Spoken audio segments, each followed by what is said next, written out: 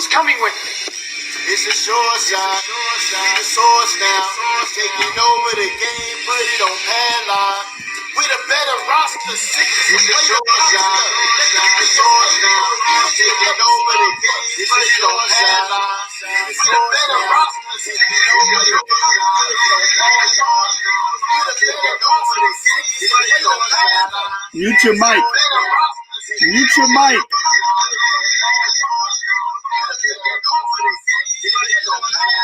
Mute your mic. Who got their mic on, man?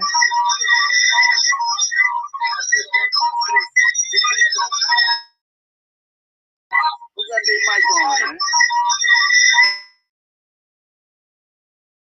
That echo is coming from you, Joshua.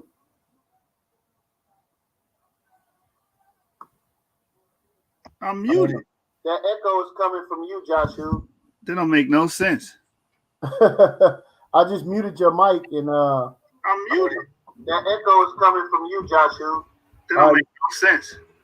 Yeah, I know. All right. That's all right.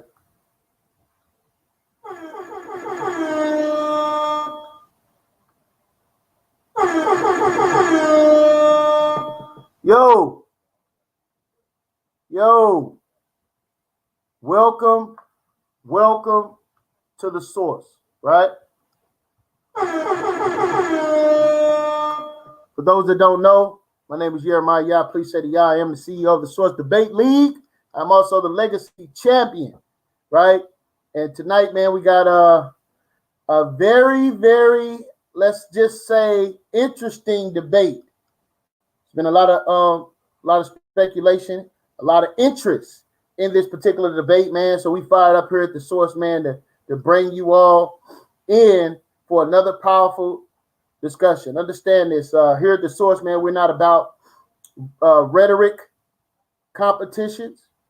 Neither do we deal with pseudo information, right? So we all about PowerPoint presentations and scholastic review, man. Scholastic bully in the building. Source champion, talk to us, family. Oh yeah, man. 7 gang in the building. Scholastic bully in the building. You know how we get down. You know how we give it up. I've been really interested in seeing this, man. I really want to see both sides of the argument. And I want these brothers to put up a big fight. You know what I'm saying? It's the Source, so you're going to have to come with a presentation, PowerPoint. That's what's expected here. And we want to see you guys, you know, disseminate knowledge the proper way. You know what I'm saying? At the same time, do it as a gladiator. You know what I'm saying? None of these brothers are here to play. Each of them trying to take each other's heads off. And hey, it's a contact sport here. So we want to see the action. Let's get to it, man. That's right. All right, family. So we also try to send out support to our community. If you want to advertise here on the Source, man, contact me at the Source Debate League on Facebook, and we'll try to get you linked in, man. We got a lot of debates lined up and coming, man. So we do have a featured artist tonight. Shout out to the Mighty Hebrew, and Mighty Hebrew got an album coming out, right? Called let me get it right here. Right? The album is called Mind Mental is Never Destroyed. Right? So I'm going to play this brother's music. Let's check the brother out real quick, man. Shout out to Mighty Hebrew, man.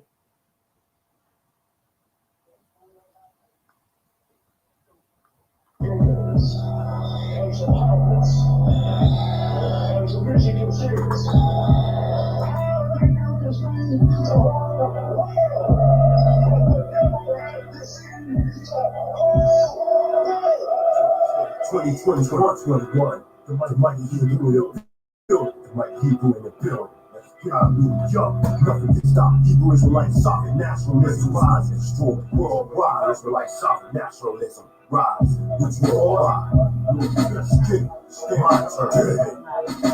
I met him in my orbit, time travel portal, the mighty Hebrew immortal. Yasha all small ghosts, over order, to mind the two, open doors, a raw bar, he grew from the bitter root, travel to the celestial true, old school rule, Elohim breathes through, like him bleeds, blow trees on order, rise up the stars that are falling, as I fear ours, calm every make calm, sign of the time from the watches, fear no man, sword blade tighter than cold man, moving your L, call my firstborn old man, total moto, keep like strong, bluff and dim, primal man, upright, as he standing one for commandments, 2/3 sheep from the Sandman, I reminisce back in the days, pro champ, who stands praise, wave, hot top face and finger waves, my blood royal being brave, lost souls buried deep in filthy graves, find the Solomon, crystal cave like a Zion, the two best got popped from gunfire, Wallace and Court took shots, we went from 8-track tapes that pop, record as they crack, CDs to digital visual, my flow be a serial killing, wickedness your tracks, vicious, dark eclipse signs, for some be the end, ours just beginning, open the yard mind, spectrum, prism, electric, I see visions from the mind, chapter the mind, who I be, man, you I mean, now I see, yo, I bring supreme, team B, playing like Ray B, my turn, all y'all gonna learn, smoking down, like I was smoking sure, but I'm not, yo, be like a Glock, get knocked out, fucking with the real ops, yeah, the mighty Hebrew, 2021, shout out. The Hebrews were like sovereign nationals all over the world. Walk up to mine. Mental was never destroyed. Yo, shout out to Mighty Hebrew, man. Brother did his thing on that joint, man. Listen, man, always remember to support your nation, man. Right? That's what we're about at the end of the day. Right? It's about to go down, family. It's about to go down. We're about to introduce the debaters. But first, we're gonna knock these judges out, man. Great judging panel on hand. Joshua, man, talk to us, family. Yeah, man, we ready. We lock and loaded. We ready. We got all the judges in the building. We got the panel loaded. You know what I'm saying? They excited. They want to see a good one. You know what I'm saying? So, with no further ado, we're gonna open up with the first judge, LV. Let the people know who you are, family. Yes, sir. Can you brothers hear me? Yeah. Be clear. Yes, sir. It's LV Europa. I come by way of Europa Report TV. Thank you guys for having me. Looking forward to this scholastic duel right now. So with that, I concede and I appreciate you guys having me here. Done.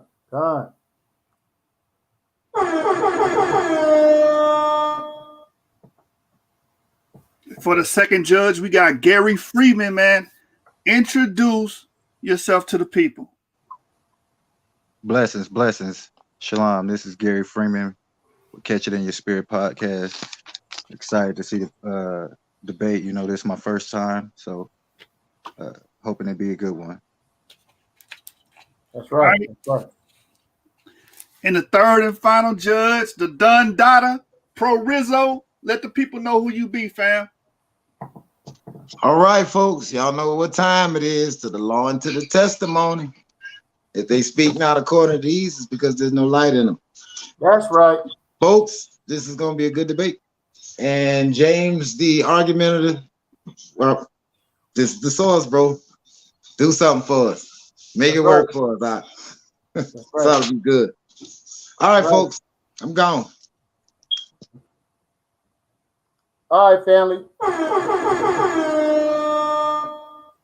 All right, man. So as I said before, we're going to go ahead and remove the judges, but we're going to take this opportunity to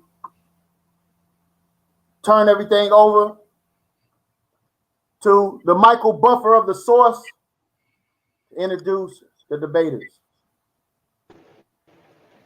Now, here we have it, folks. We have a showdown tonight. As I proudly introduce, representing the home team, here comes the Scholastic Killmonger. This man has so many snapbacks, he makes the most prize collector shame. Here we go. The argumentative king, James Cassel. And his opponent, he was known in the Ivory Debate League, and he's known for his meticulous and strategic ways of doctrine. I as incredible, I as indomitable, I as immeasurable, I introduce to you all, Daron.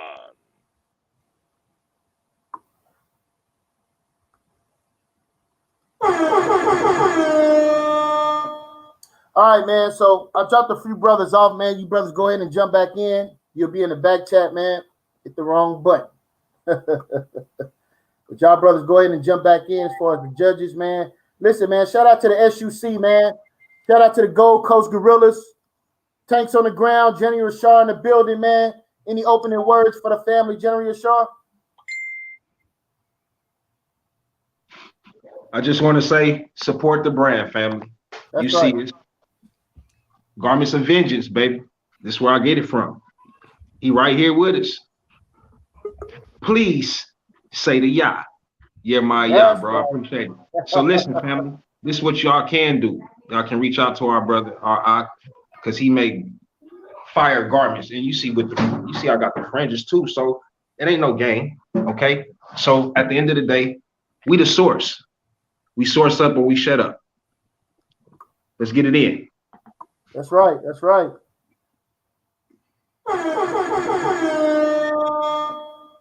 All right, man. So again, man, it's about to go down. For those judges, man, just go ahead and jump back. I got you, Daron. Okay. Right, I got you. Yeah, I didn't know what happened. Yeah, no sweat. I got you, bro. All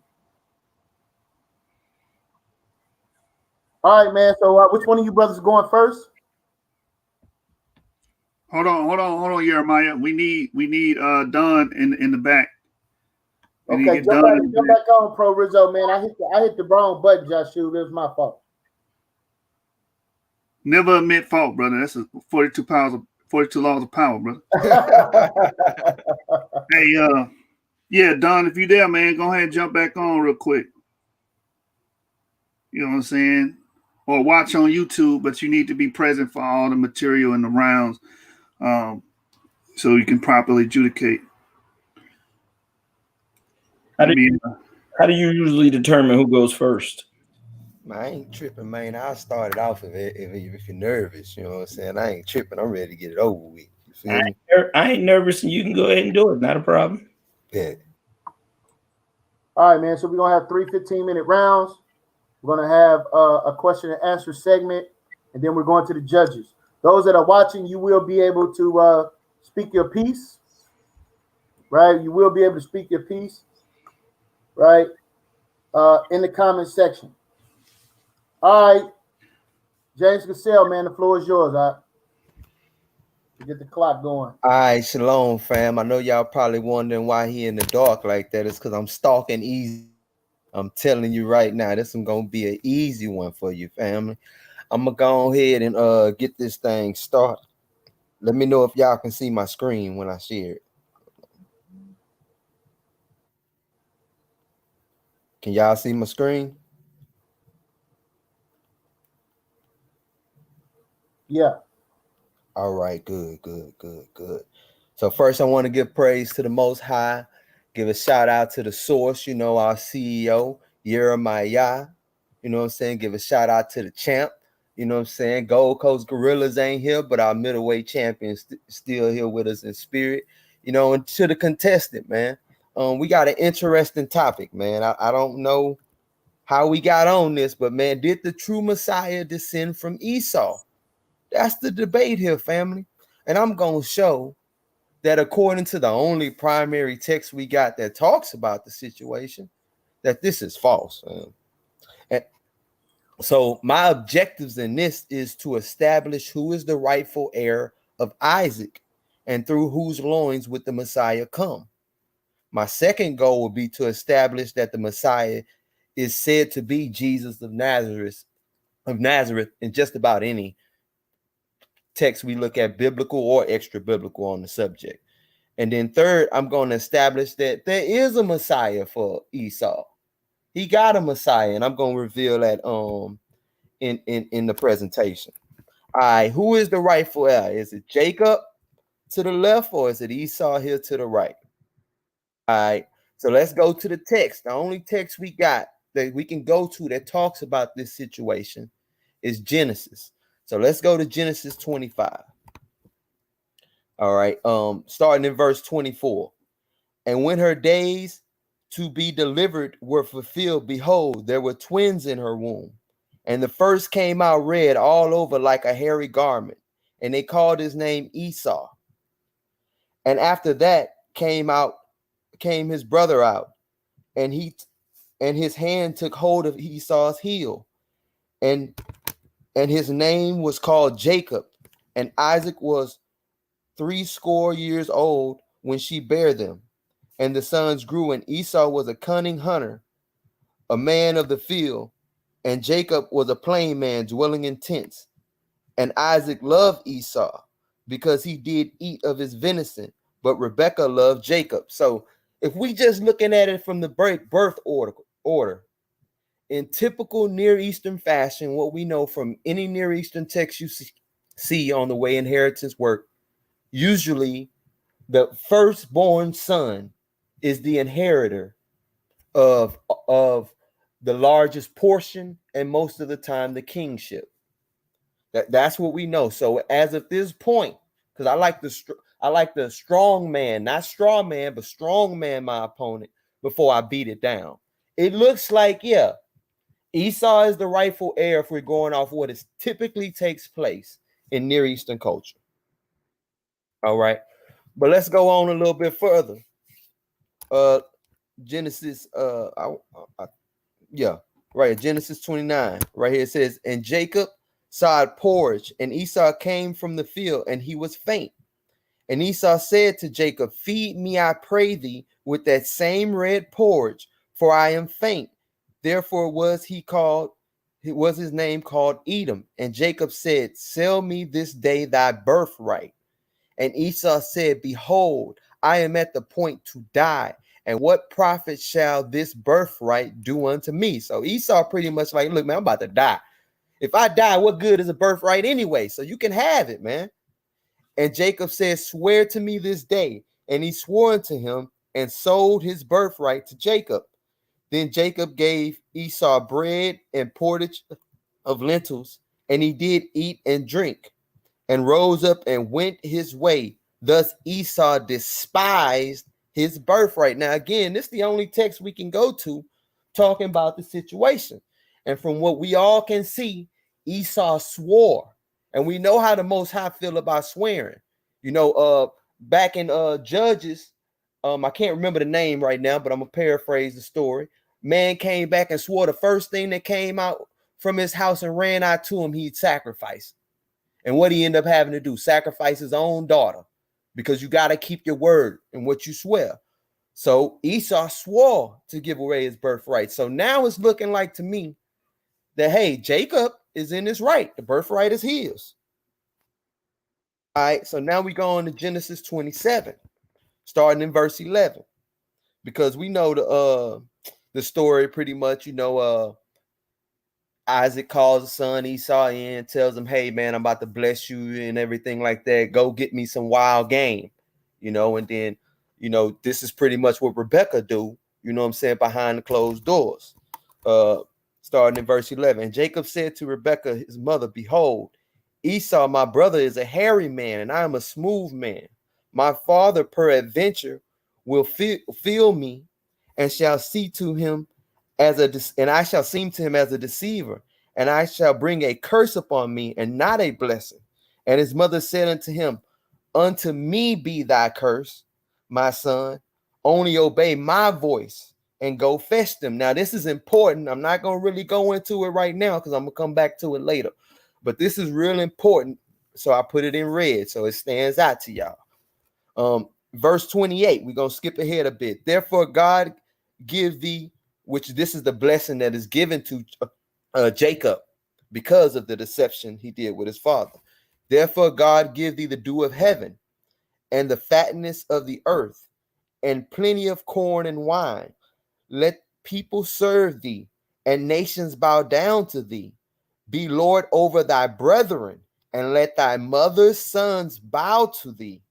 Cursed be everyone that curseth thee, and blessed be he that blesseth thee.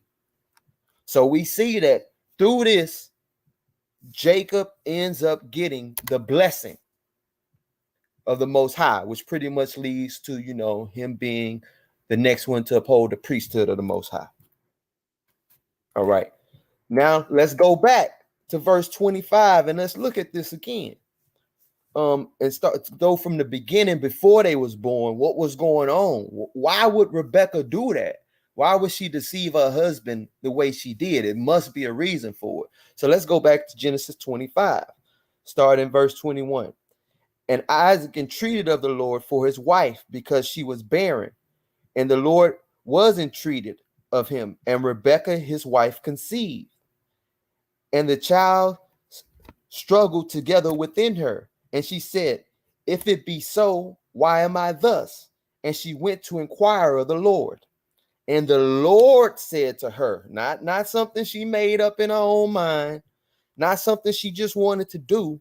The Lord said to her, 2 nations are in thy womb, and 2 manner of people shall be separated from thy bowels. And the one people shall be stronger than the other people, and the elder shall serve the younger. So the blessing in which he was given, if we go back, and it says in the red, starting at, and thy mother's son shall bow down to thee, that was in accordance to what the Most High said he was supposed to get anyway. Moving on. And when her days were delivered, were fulfilled, and behold, there were twins in her room. And the first came out red all over like a hairy garment. We went over that before, but now we see that the Most High interjected here in this situation and said that he's choosing the second son. The first son shall serve the younger. So it's mandatory that the second son get that blessing, whether Isaac wanted to give it to him or not. So she went out of her way because she knew she couldn't be cursed for it because it was the will of the Most High. And Isaac, no matter who he likes more, cannot go against the will of the Most High. He ain't God. He's my father. Love him, respect him, honor him, but he ain't God. All right. So who is the rightful heir to Israel, or Jacob, whose name became Israel? All right. As you can see to the left, we have the charts of his sons, and you can see Judah in the first row there, or in the first little column there, is highlighted. But Judah's not the firstborn son. All right. So we got to figure out what's going on here. Is God just, picking whatever? Does God have a reasons for what he do? And I think that a lot of the things that Esau did was the reasons for why, or election of the Most High. I think it was a combination of the two, of the Most High and some of the things that Esau did, which made it more likely, like marrying the Canaanite women. But I digress on that. Read here in Genesis 49. Reuben is the firstborn. We know that. Reuben, thou art my firstborn, my might, and the beginning of my strength, the excellency of dignity and the excellency of power. Unstable as water, though thou shalt not excel, because thou wentest up to thy father's bed, thou defilest thou it, and went up to my couch. So Reuben defiled his father's bed. So that's the reason he gets cast aside. So let's go on. Going to verse 5. Simeon and Levi are brethren, instruments of cruelty in their habitations. My soul, come not thou into their secret, unto their assembly, mine honor. Be not thou united, for in anger thy slew a man, and in their self-will they dig down a wall. So pretty much we know what happened with their sister Dinah being taken advantage of by the Canaanite man. Simeon and Levi felt like he didn't follow proper protocol, check in with the family or nothing, made their sister a harlot, so they went and ran down the whole village. In some other books that some people call apocryphal books or whatever, they talk about how they went there and pretty much, went to war with the whole village and killed everybody behind Dinah. So let's move on from there. But Yeah, let's move on. Then we're gonna go to verse 8. Judah, talking about the brother Judah, who I say is the rightful heir of Israel. Judah, thou art he whom thy brothers shall praise. Thy hand shall be in the neck of thine enemies. Thy father's children shall bow down before thee. So their father is saying right now and blessing Judah to be the one whom all the brothers bow down to. Judah is a lion's whelp from the prey. My son, thou art gone up. Be stooped down, be crouched as a lion, as an old lion. Who shall rouse him? And that's partially why I'm in dark right now. I'm that old lion prowling right now, looking at my prey, man, because I'm telling y'all this easy day. Verse 10, the scepter shall not depart from Judah, nor shall a lawgiver from between his feet until Shiloh come. Shiloh being another euphemism for the Messiah. Unto him shall be in the gathering of the people be, binding his foal unto the vine, and his ass colt unto the choice vine. He washeth his garments in wine, and his clothes in the blood of grapes. His eyes shall be red with wine, and his teeth white with milk. And to the life right there, behold the Lion of the tribe of Judah, man, because that's who is the rightful heir of Israel. So from which house in Judah is the Messiah said to come? Because we got to spell this all out and show and prove that it's coming through the line of Israel. Jeremiah 23, starting in verse 3. And I will gather the remnant of my flock out of all countries whither I have driven them. 2 minutes remaining. Appreciate that. And will bring them again unto their folds, and they shall be fruitful and increase. And I will set up shepherds over them, which shall feed them, and they shall fear no more, nor be dismayed. Neither shall they be lacking, saith the Lord. Behold, the days cometh, saith the Lord, when I will raise unto David a righteous branch, and a king shall reign and prosper, and shall execute judgment and justice in the earth. And I'm going to skip past that for now. But as we can see, it's saying a branch coming out the house of David. Psalms 89. I'm going to skip straight to the point, 3 and 4. I have made a covenant with my chosen. I have sworn unto David, my servant. Thy seed will I establish forever and build upon thy throne to all generations. And I mean, we can go to Hosea 3.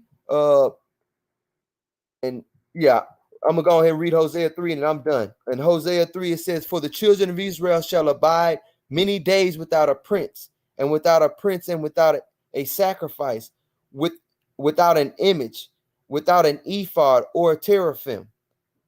After shall the children of Israel gather and seek the Lord their God, and David their king shall fear the Lord and his goodness in the latter days. And I yield the mic right there.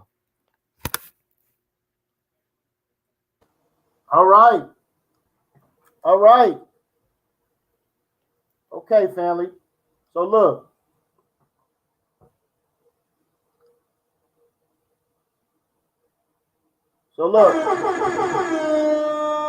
The brother laid out his premise, right? He laid out his premise, but you all can see he went into the relationship between Rebekah and Isaac. He showed that there was a prophecy, right? There was a prophecy concerning the birth of Esau and Jacob. He showed that this wasn't something that Jacob personally himself done. This was something that was prophesied prior to his birth, right? He went into other examples of within the family of Israel, right? And what took place between Reuben and Judah, right? Showing various examples. Man, I'm excited to see what Daron Tillius got to say, man. What's your thoughts, Joshua? I mean, excellent way to open up the round. James was actually arguing the negative, and I feel like that premise was laid. So I'm really excited to see the brother Daron actually, establish the affirmative now. You know what I'm saying? Right. So Good way to open up. Let's see what our brother Daron got for us. All right, man. Daron, it's on you, man. As soon as you start talking, your time will start, man. All right, can you see my screen? I'm trying to share it with you right now.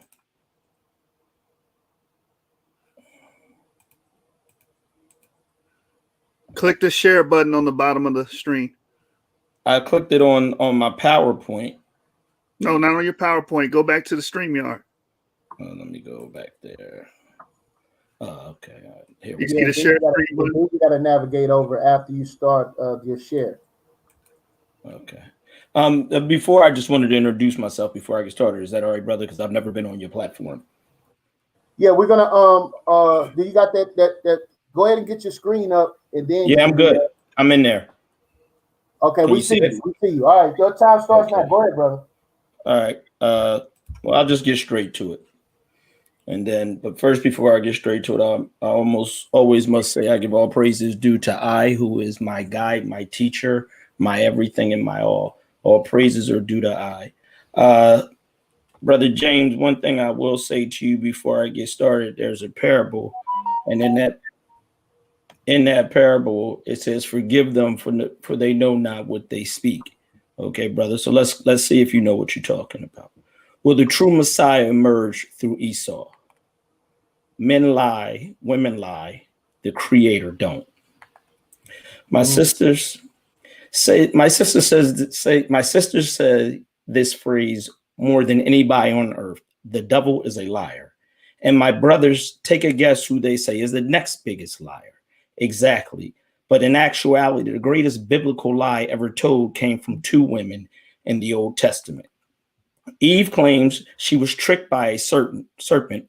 Although this is not a verbal lie, it is an internal lie to self, because you have made a decision to justify your wrongdoing.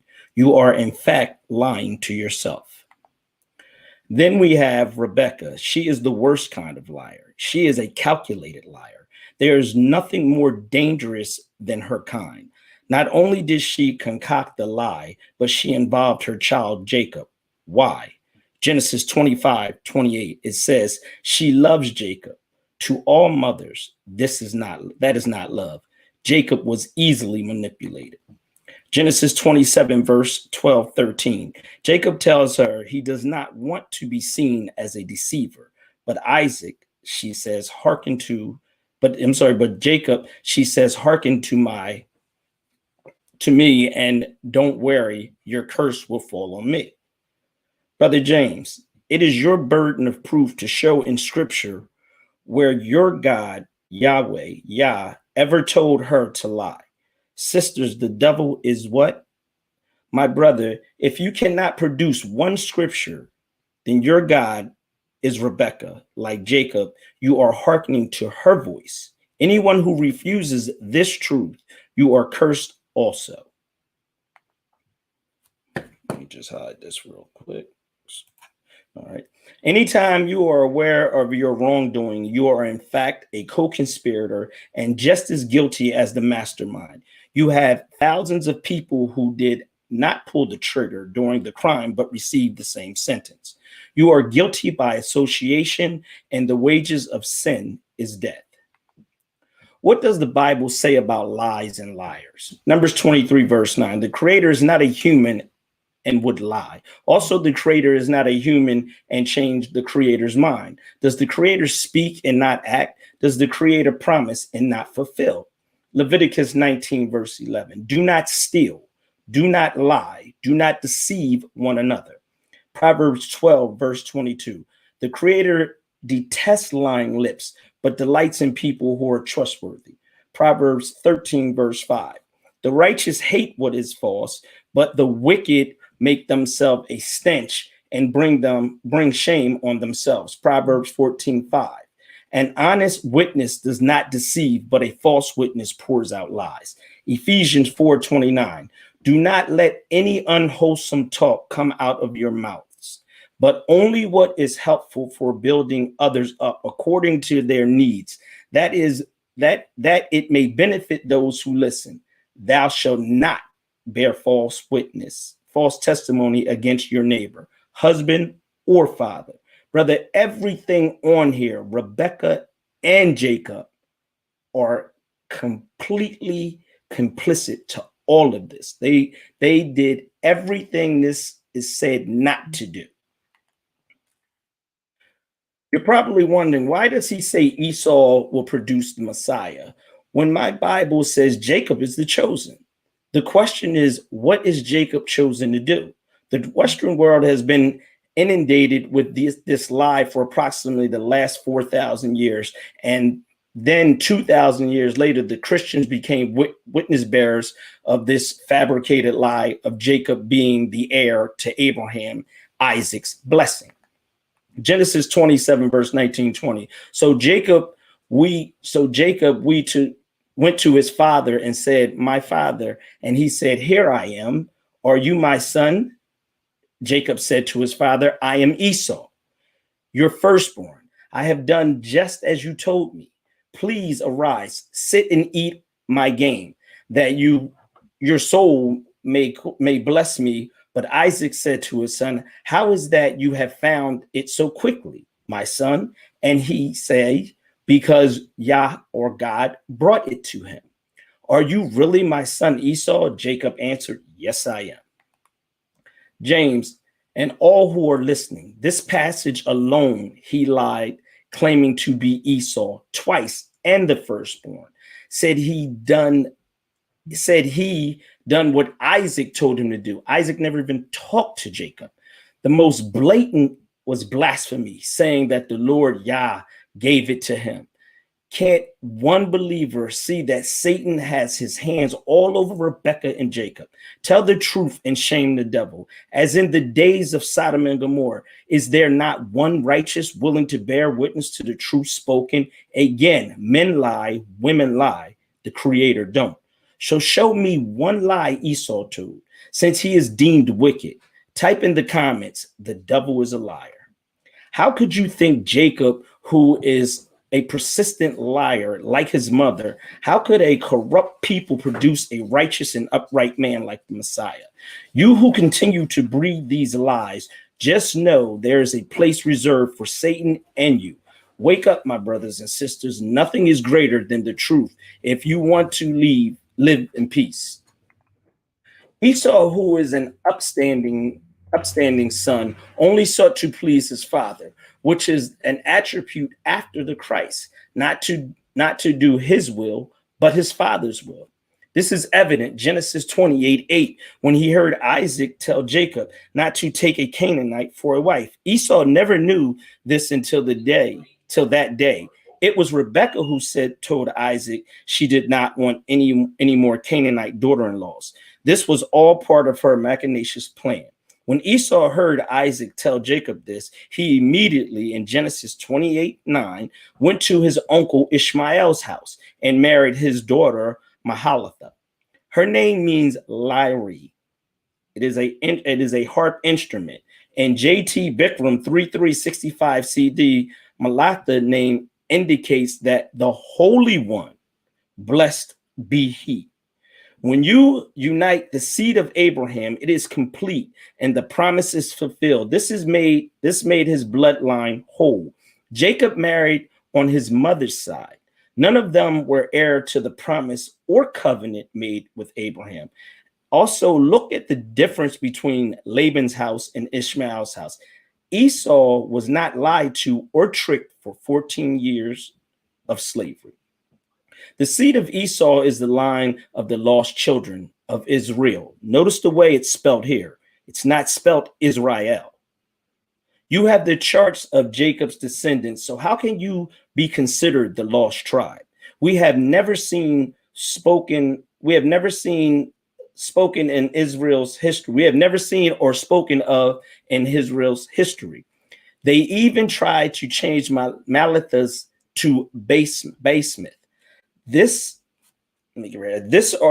are wicked people. Genesis 26:34. Basemath, the daughter of Elon the Hittite. But then when you go into Genesis 36:3, Basemath, the daughter of Ishmael. This is hard for those awakening, but the truth hurts at times. Now open your inner eye and remove the veil that is covering your physical eyes. Why would they think? Just think. Why would they change her from a Hittite to Ishmael later on? Because they're trying not to let you see nor know the truth. Who are the promised ones? Abraham is the vessel of faith. Whenever a structure is being erected, you start with the foundation. In the story, there will be 6 altars. 3 of them will be of good and 3 of them will be of evil. This is the concept, Matthew 7, verse 18. A good tree cannot produce bad fruit, nor a bad tree produce good fruit. Some of you may have never heard of a man named Nahor. He is the youngest brother of Abraham. He grew up in their father's house, Terah. Terah and Abraham moved from the land of Ur of Chaldea to the land of Canaan. Nahor did not leave with him and stayed in the land of idolatry. This is how the story unfolds. Abraham had been found a just man by the Creator. He was spiritually blessed and given material wealth. Genesis 12, verse 1. Then the Creator said to Abraham, leave your country, your kindred, and your father's household, and go to a land I will show you. Verse 2, I will make you into a great nation, and I will bless you. I will make your name great so that you will be a blessing. This is a fact. Notice it says nation and not nations. Abraham's promise. Genesis 12, verse 14:5. The princes also of Pharaoh saw her and commanded her before Pharaoh. And the woman was taken into Pharaoh's house. And he entreated Abram well for her sake. And he had sheep and oxen. He had asses and men servants and maidservants, and she asses and camels. Hagar, who is Pharaoh's daughter, was given to Sarah when they left. Meaning that although you see her as a handmaiden, she is also a princess. Never forget that. She is Pharaoh's daughter. She is a princess. She comes from a royal bloodline. Genesis 15:13. And he said unto Abram, know of a surety that thy seed shall be a stranger in a land that is not theirs, and shall serve them, and they shall afflict them 400 years. Fact. It says thy seed, referring to one child. Only the male who is born from him first can receive this promise. This is us in the West, America. So what this means is that the initial promise that was given to Abraham will go into the next child, or the first child given to him. All right. The 3 pillars of the Holy One. Abraham became even wealthier, like the Creator promised him, from Terah's inheritance, who was a rich man, and the riches from Pharaoh. At this time, Abraham grew weary because Sarah had not produced him a son, an heir. Genesis 16:1, verse 4. Now Sarah, Abram's wife, had borne him no children, but she had an Egyptian slave named Hagar. So she said to Abraham, the Creator has kept me from having children. Go sleep with my slave. Perhaps I can build a family through her. Abram agreed to what Sarah said. So after Abram had been living in Canaan 10 years, he took her Egyptian slave Hagar and gave her to her husband to be his wife. He slept with Hagar and she conceived. Fact. The promise of Abraham fulfilled at this point. Only the Creator gives life. No one can dictate the vessel that will produce the child. This was placed in the heart of Sarah by the Creator to help her husband with his weighty mission. The matter between Abraham and Hagar enrages a vast majority of Christians and Israelites. They curse the name of Hagar without a cause at that time. They have malice that has been put in their hearts. Ask yourself, what did she do? But honor Sarah's wishes and give the world a child who will help bring forth a holy one, a Messiah. 2 minutes remaining. 2 minutes remaining. A Christ, a Mahdi. John 8, verse 7. Let them who is without sin among you be the first to cast a stone at her. Hagar's blessing. Hagar is the second pillar to receive a promise from the Creator. Genesis 16, verse 9 through 13. Then the angel of the Creator told her, go back to your mistress and submit to her. I will increase your descendants so much that they will be too numerous to count. And the angel of the Creator also said to her, you are now pregnant, and you will give birth to a son. You shall name him Ishmael, for the Creator has heard of your misery. He will be be a wild donkey of a man. His hand will be against everyone, and everyone's hand against him. And he will live in hostility towards his brothers. She gave this name to the Creator who spoke to her. You are the Creator who sees me. For she said, I have now seen the one who sees me. Fact, Hagar found favor before Sarah. For the record, if the Holy One is to be born a king, he must come from a royal bloodline. Abram nor Sarah were descendants of royalty. Notice her blessing is a promise, not like Abraham's is what it should say. Does this not sound like us and our ancestors? Abram and Sarah receives a covenant. Genesis 17:7. And I will establish my covenant between me and thee and thy seed after thee and their generations for an everlasting covenant, to be a creator unto thee and to thy seed after thee. Genesis 17:16. And I will bless her and give thee a son also. Time.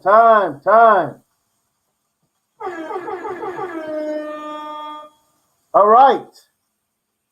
right, man. So look, I'm hoping, remember the title of the debate, and I'm hoping within the second round, we're going to transition into the title of the debate.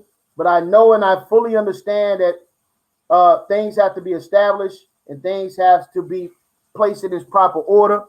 So this brother got some serious charges, boy. This boy levied some serious charges, right? I think the brother did an excellent job on, listen, man, thou shalt not lie, thou shalt not deceive, thou shalt not, these things. Hey, man, look, you got to be an answer for this, Joshua, man, all right? Your mother, Rebecca, was a damn liar, brother. What the hell's going on with you, brother? Hey, man, he made some points. He basically pointed out two women, you know what I'm saying, that were known for, I guess, in his view, treacherous acts.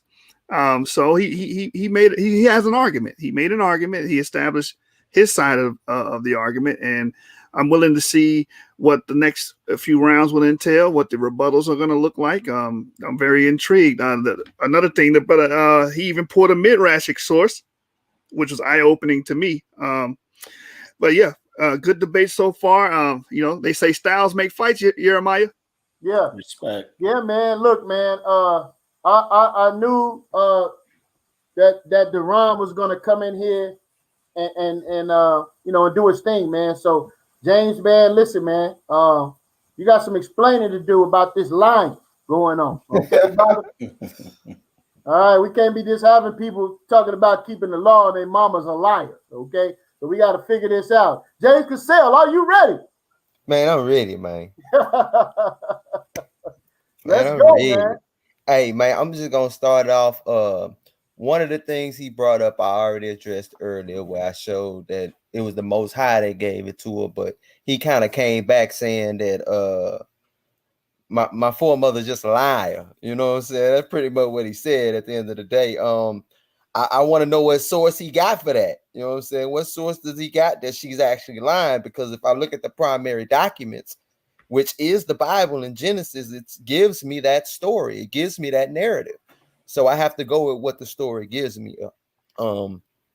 As far as you, what was the second thing you said that I wanted to address? Oh, well, man. Let me go ahead into my debate because I'm going to address all of it in the debate anyway already. All right, so I'm finna go into, hold up, let me share my screen. All right, let me go ahead and get into this debate, man. All right. So I'm gonna start this off just to give, because I want to give some authenticity to what I'm gonna be pulling from. I don't think we really have too much debate on the Old Testament between me and the brother, but he may not really rock with the New Testament. So I'm gonna give some validity to the source when I'm using it. Is the New Testament reliable? The New Testament has 40 lines, period, that's unresolved by textual criticism. That means it's 99.5% accurate. And that's from A General Intro to the Bible, page 145 by Norman Geisler.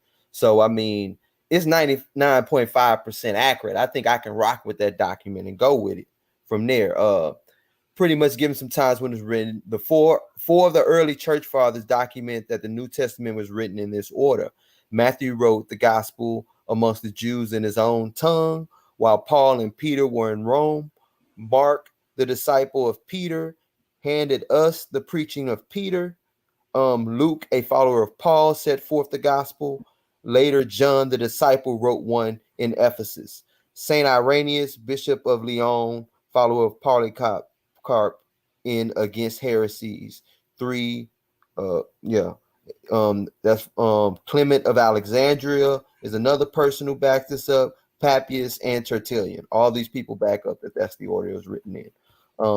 Papias of Hierapolis, 70 to 163 AD, a contemporary of John, says he heard the teachings of John the elder saying the disciples Ariston and John the elder were in his day. I'm giving this to show that, you know, this is a real thing, extra biblically documented, that Jesus is the Messiah to which everyone is talking about and everyone is writing about. And it's not some descendant of Esau. Is a descendant of the house of David. In Ecclesiastical Histories, he says, thus the elder used to say, Mark, the interpreter of Peter, wrote down carefully, but not in order, all that he remembered of the Lord's sayings and doings, for he had not heard that the Lord as one of his followers, so on and so forth. Just to give y'all some background on that. Secular sources that not only say that he existed, they also validate that he is the Messiah in these secular sources. We got Josephus, who speaks of James, the brother of the one who's called Jesus. This is in Antiquities, book 20. And few are said to question the authenticity of this right here, reference to Jesus from Josephus, which acknowledges him as the Christ. This is from Josephus 20 by Louis Feldman in 1965 on page 496. Another one is the Annals of Tacitus, book 12, chapter 24. He states that Jesus was crucified by Pontius Pilate. Now, this was something that they believed to be foretold and prophesied that he would have to do. Jesus prophesied himself. And it's the very negative tone of Tacitus' comments on Christians, which were people who followed this Jesus of Nazareth, makes the passage extremely unlikely to have been forged by a Christian scribe.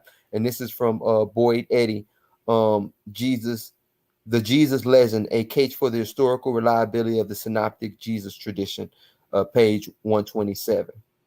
This is another person. I'm just going to paraphrase what happened. He wrote a letter to his son speaking about Jesus of Nazareth. And this was probably shortly after 70 AD.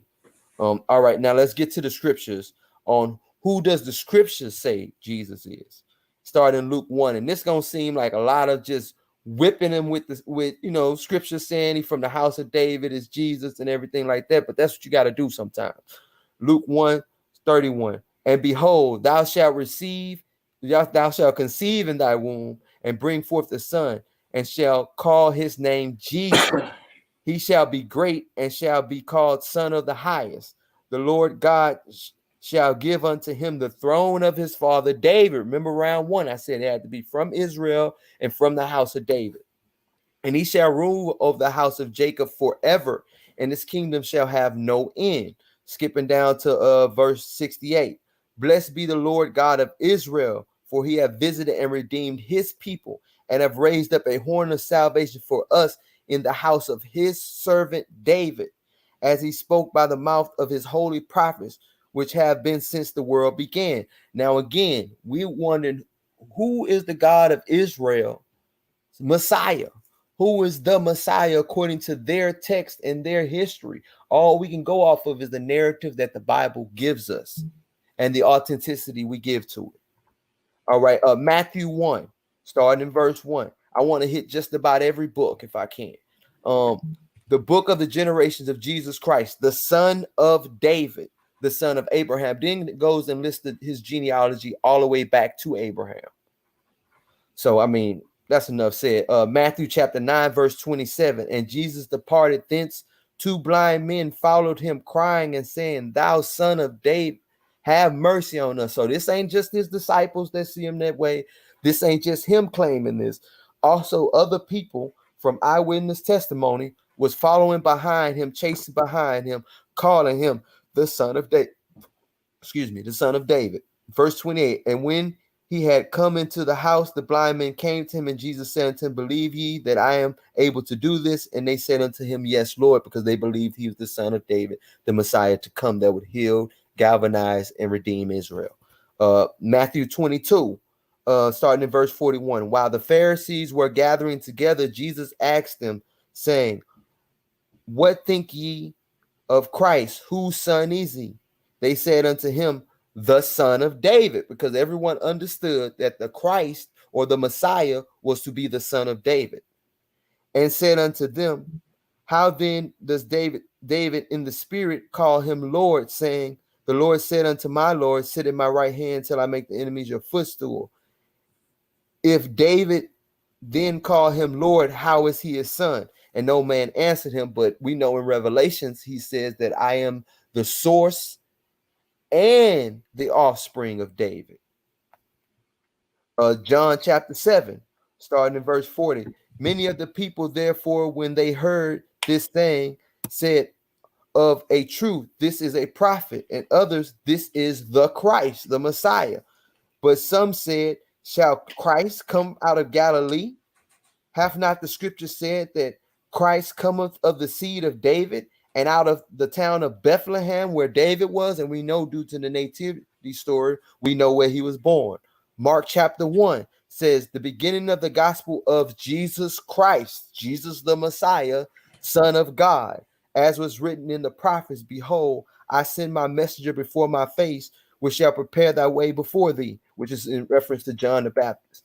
Now, I think the strongest thing about Jesus Christ that makes him the Messiah, and I think that the best explanation of the evidence surrounding this claim by the people in Nazareth is that it is true.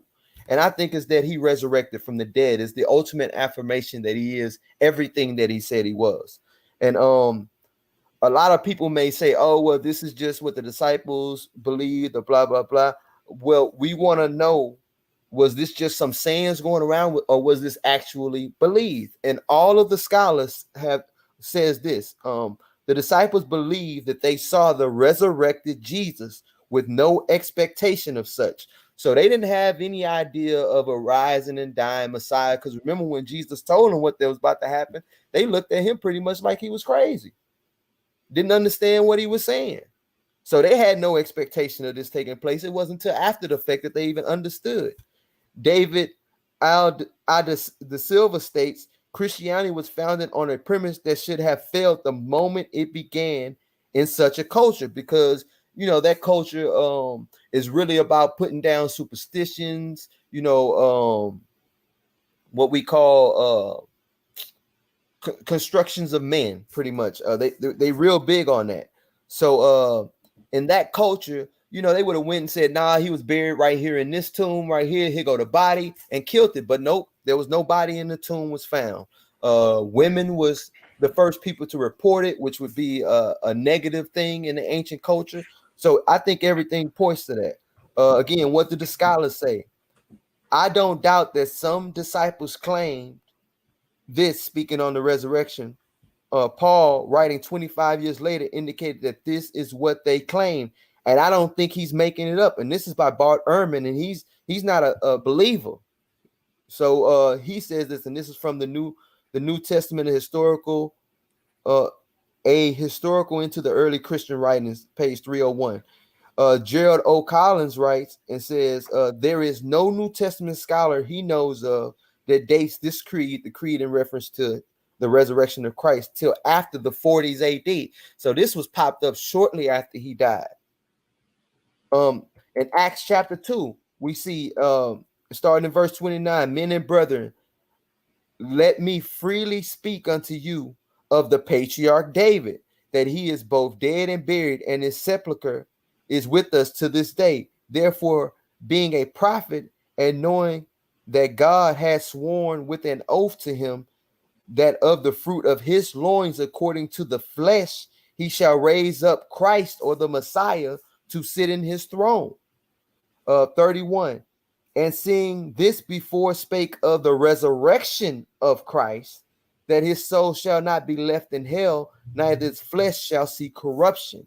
This Jesus have God raised up, whereof we are all witnesses. So this is the testimony that's going out.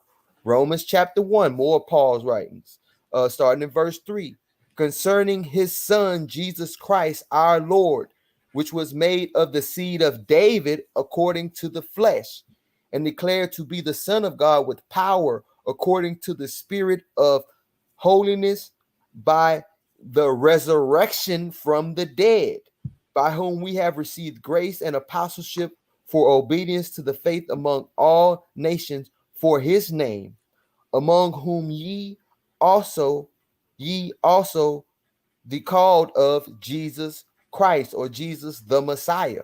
Man, this is just unending, with the references. I can go to the Bible and showing that the son of David and referencing it to Jesus Christ. But let's say what they can say and retort to, this happening.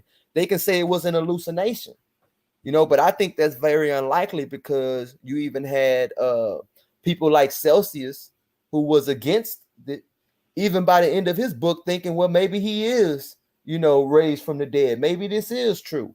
You had the people, like I said, they said the disciples had no expectation of such. Why would they just make this up out the blue in their culture? It would have been dead on arrival. And then his enemies also are attested to have seen him afterwards in places. So, I mean, this just, I don't think it's plausible. And Gary Seavey says, I have surveyed the professional literature of psychologists and psychiatrists and other relevant healthcare professionals during the past 2 decades, having yet to find a single case of group hallucinations. So hallucinations don't happen in groups. You don't have people sitting in a locked room all hallucinating and seeing something, especially using more than one sensory perception, and they use 3. Because, usually there'd be either they heard something or they saw something. Don't nobody hear something, see something, and feel something while they hallucinating. And this is from the Resurrection of Jesus, page 484. Frank LaCoy says, hallucination almost always happen in one sensory, either auditory or visual. Multi-mode is very rare. And again, like I said, he was seen, he was heard, and he was touched. Hallucinations, the science of idiosyncratic perception, page 25 through 46. And I'm just gonna yield the mic right there, and then in my next one, I'm gonna go into who the rightful heir of Edom is, and this would have answered this question about to who what I would have proposed more likely was that Isaac even recognized that he wasn't going to be able to take back the blessing he gave. So no matter if you feel like he lied or not, that Isaac even realized he couldn't take it back. And another thing that was very peculiar to me in his presentation, he recognized Sarah getting something whispered in her ear from the Most High, but he seems to think Rebecca's just a liar. I'm trying to see how you balance that. Either the narrative is telling the truth or the narrative is lying. You can't just pick and choose and cherry pick like that. But with that, man, I yield the mic, man. All right.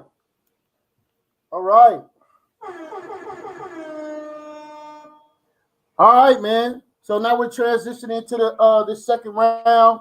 And hey, man, look, the brother did an excellent job, man, bringing forth, going into transitioning into the Messiah, linking in, seeing that the biblical text is acknowledging Christ as the Messiah in regards to his lineage being from the house or the seed of David. I think that is very important. Why? Because when you link in whether or not Esau is David, King David, from the lineage of Esau? These are very important questions that we need to look at, man. So the brother did an excellent job. Josh, man, what's your thoughts? Yeah, another solid round. He took the approach from extra biblical sources. Very good angle, and touched on a few things that the brother Daron said. So, I'm looking forward to this next round and see how our brother responds. Let's get it. Yeah, man. So, real quick, man. For those that are interested, man, I've seen a couple of comments asking about my clothing company, Garments of Vengeance. Real small, quick commercial, family. You can find me on Instagram at Jeremiah. Please say the Yah, right? And you can also find me at Jeremiah on Facebook. And go there, man. Follow me. You can go there and check out all my material, all of my clothing and gear, also my music, man. So I just wanted to put that out there, man, for the people, because people were asking. Okay. All right. So, Brother Daron, are you ready? Yes, sir. Can you see my screen? Yes, sir. Okay. I'm ready when you are. Let's go. Okay. First, I'd like to say the brother sounds a little baffled because right before he ended, he wanted to know why I brought Sarah in this. And the reason being because Sarah is part of the pillars of the three good pillars. She didn't lie about anything. She represented her husband the way she was supposed to. The only thing she had a problem with was Hagar after she had her child. So let's go ahead and get into this. Abraham and Sarah receives a covenant. Genesis 17:7, and I will establish my covenant between me and thee and thy seed after thee and their generation for an everlasting covenant to be a creator unto thee and to thy seed after thee. Genesis 17:16, and I will bless her and give thee a son also of her. Yea, I will bless her and she shall be a mother of nations, kings of people shall be of her. Genesis 17:19, and the Creator said to Sarah that thy Sarah, the wife, shall bear thee a son indeed, and thou shalt call his name Isaac, and I will establish my covenant with him for an everlasting covenant, and with his seed after him. Notice it says his seed after him. Fact, a covenant has legal validity. There is a clear obligation and responsibility on both parties, whereas in a promise, one is obligated to fulfill their word. In a covenant, which is a law, both parties are obligated to fulfill, or it can be transferred. And what is meant by that is, in the case of Jacob, Jacob, and Israel, they have never fulfilled the covenant. They have always been disobedient and been given time and time and time again to get it together. Till this day, they have still fallen short of doing what it is to honor the covenant. So you are looking for what you believe to be your covenant transferred back. Look in 7:19, it says the seed after. Okay, who is the seed after Isaac? It is Esau. Rebecca cannot change what is written. Understand that. Rebecca does not have the authority. If it says after and it is written before, then that is what is established. Let's get into this lying young lady we've been talking about. The promise of Rebecca. Genesis 24, verse 60, and they blessed Rebekah and said unto her, thou art our sister, be the mother of thousands of millions, and let thy seed possess the gates of those which hate them. Fact, Laban, her brother, gave her the blessing, and he mentions her seed, and it already had an enemy. She had not even met Isaac yet. Also, how does she have a seed? Only the man carries the seed and determines the gender of the child. Welcome to the house of lies. Okay, just that scripture alone, it starts to unfold to show you she has no seed. Her brother is telling her there's already going to be an enemy towards her child. Where does this come from? Who is he that he says that? Let's find out about him too. Genesis 25, verse 23. And the Lord said unto her, 2 nations are in thy womb, and 2 manner of people shall be separated from thy bowels. And the one people shall be stronger than the other people, and the elder shall serve the younger. Fact, this is not only about Esau and Jacob. This is about Abraham and Nahor. Nahor being the younger, who was jealous of Abraham because of his calling and wealth. Genesis 17, verse 19 only mentions one seed that comes after Isaac. Jacob means supplanter, one scheming or strategizing to usurp another, meaning he's trying to take something that does not belong to him in a treacherous means. They said that he was the heel. He was hanging on to Esau's heel, much like in Genesis 3:4, when the Satan was considered the heel to the female. You're dealing with the same thing here. Also, let me just touch on this real quick. Notice how it talked about the 2 nations in her and how Laban brought that up even before she got pregnant. One is in Genesis 24:60. This doesn't happen to Genesis 25:23, that we find out that she's going to have a nation against a nation. And most of all, show me anywhere when it says, and the elder should serve the younger. To serve someone never implies or implicates anything about a birthright. It never said that I will change the order of your inheritance. Show me inheritance. Show me birthright. It simply says serve. I will employ you to show that. If you cannot show that, then you have lied. The god Baal and Anath.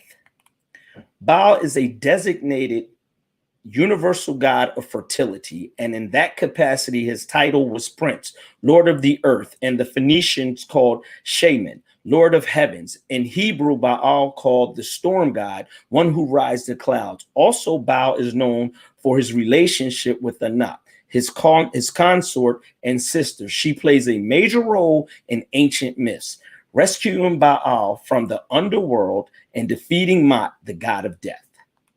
Before Rebekah married Isaac, she was from the house of Nahor, and she worshiped the god of Nahor. Bethuel is her father, and Laban her younger brother. Rebekah and Laban rivals the story of Baal and Anath.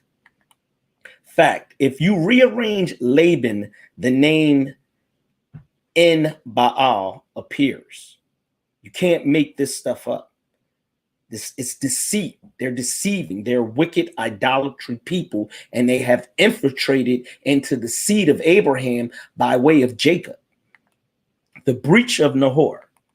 Remember, myself told you there were 3 good altars and 3 evil altars. Nahor means snort, the express scorn or disapproval. His wife is Malika, means queen. Some say they had between 4 and 8 children. One son named Bethuel, it means house of God or El. Nahor and his family lived in the land of Ur of Chaldeas. The god of Nahor was named Sin, Akka, Nana, the Mesopotamian god of the moon and wisdom, pantheon, and in the first mention at the very dawn of writing, in the regions around 3500 BC. They believe in major gods and thousands of minor gods, idol worshippers. From Bethuel came 2 children. The eldest, Rebekah, means moderator, to tie, noose, to bind. And her younger brother is Laban, means white. Fact, remember, told you Jacob was connected to white. Laban is his father-in-law. Touch on it later. Combine the meanings, and white moderator or white to bind. You can't make this stuff up again. Esau and Jacob. Genesis 25, 28, 32. And Isaac loved Esau because he did eat of his venison, but Rebekah loved Jacob. And Jacob side pottage, and Esau came from the field, and he was faint. And Esau said to Jacob, feed me, I pray thee, with the same red pottage, for I am faint. Therefore his name called Edom. And Jacob said, sell me this day thy birthright. And Esau said, behold, I am at the point to die, and what profit shall this birthright do to me? Key point, Hebrew Israelites and Christians, it baffles myself that you claim peace but promote lust in your hearts. Esau is about to die and Jacob's only response is for his inheritance. How is this moral or just? How are you humanely okay with it? How is this humanly okay with you? What parent or sibling would agree with Jacob's actions? And if you say it or think it, you are in fact animalistic. But your commandments alone, by your commandments alone, Jacob is guilty of sin. Thou shalt not covet thy brother's birthright. Jacob is a treacherous person to even think that way. Show in scripture where it authorizes Jacob to covet Esau's birthright. The only thing was said was the older will serve the younger. James, prove serve has anything to do with birthright. Where did God or Yah say shall inherit his brother's birthright? Proverbs 3:5. Do not lean upon your own understanding. Isaac was only to give one blessing out. Genesis 27 verse 1. Isaac was old, going blind, and he calls Esau, not Jacob, Esau, so he can give him his blessing like Abraham did with him. Esau obeys his father. While he was gone, his own mother and brother deceived Isaac in the name of evil, but brother James wants to tell you lying and evil is ordained by the Most High God or Yah. And if this is so, my brother, my prayer is you denounce this lie tonight. Okay, you can't say the Lord told her this and you call that who you call Yah or you call the Most High, because there's nowhere where it was told for her to lie. I implore you to show me. Jacob is cursed. Excuse myself mean received a blessing by default. Genesis 27:28. Therefore may God give you of the dew of the heavens and the fatness of the earth and plenty of corn and wine. Let people serve you and nations bow down to you. Be master over your brother. You let your mother's master over your brother and let your mother's son bow down to you. Cursed be everyone who curses you and blessed be those who bless you. See, the brother read this, but he didn't understand what he's reading. So I'm going to go ahead and exegesis it for you. Fact, Isaac never called Jacob for a blessing. What was he blessed with? Corn and wine. Is that not the white man's dietary and strong drink? 90% of the store food has high fructose corn syrup in it. Who were we told was our master? Are we not cursed under the laws of the West? How do you find favor through entertainment? Who runs this land? You think this is talking about 4,000 years ago? No, this is about now. You're in bed with the master's children, pun intended, and don't see the curse is over. Got my people chasing the bag, but it's over your head. This is not an attack on white people, but who put this ideology in our ancestors' heads and hands and then passed it down to us? The truth will never apologize. Esau finds out he was betrayed and blessed. Genesis 27:34. When Esau heard the words of his father, he cried with an exceeding great and bitter cry and said, bless Isaac, tell him all he did for Jacob. And Esau asked with a humble heart for one blessing. And Isaac said to him, Genesis 27:40, behold, your dwelling shall be the fatness of the earth and the dew of the heavens from above. By your sword you shall live, and you shall serve your brother. And it shall come to pass when you become restless that you shall break his yoke from your neck. Fact, all of this has rich meaning. The sword also stands for the word, John 1, and the word.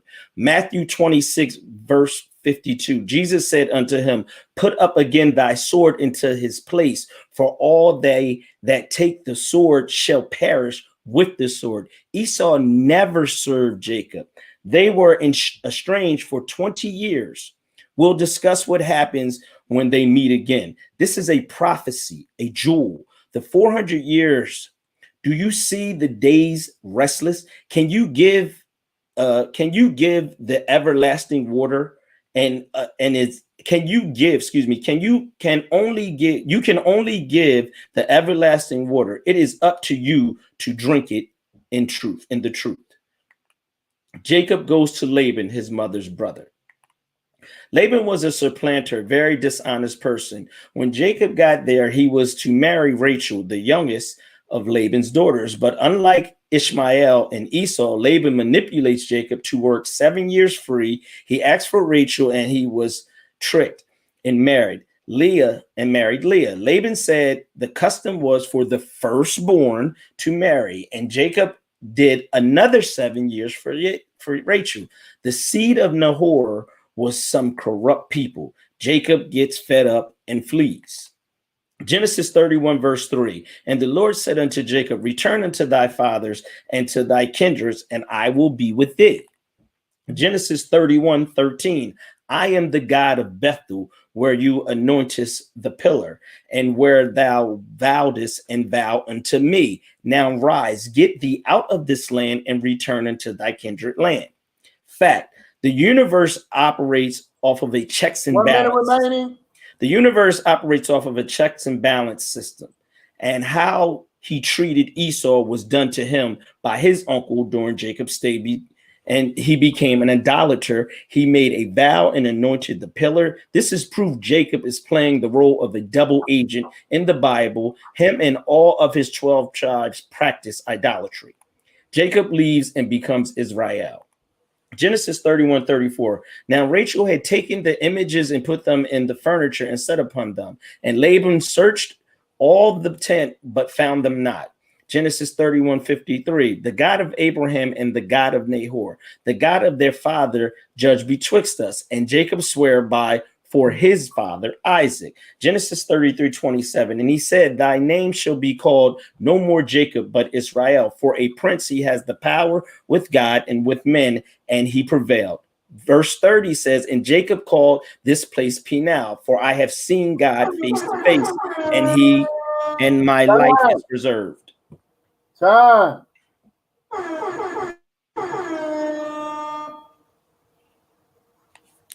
Okay. Just Shuba, you there, brother? Definitely. I'm here, man.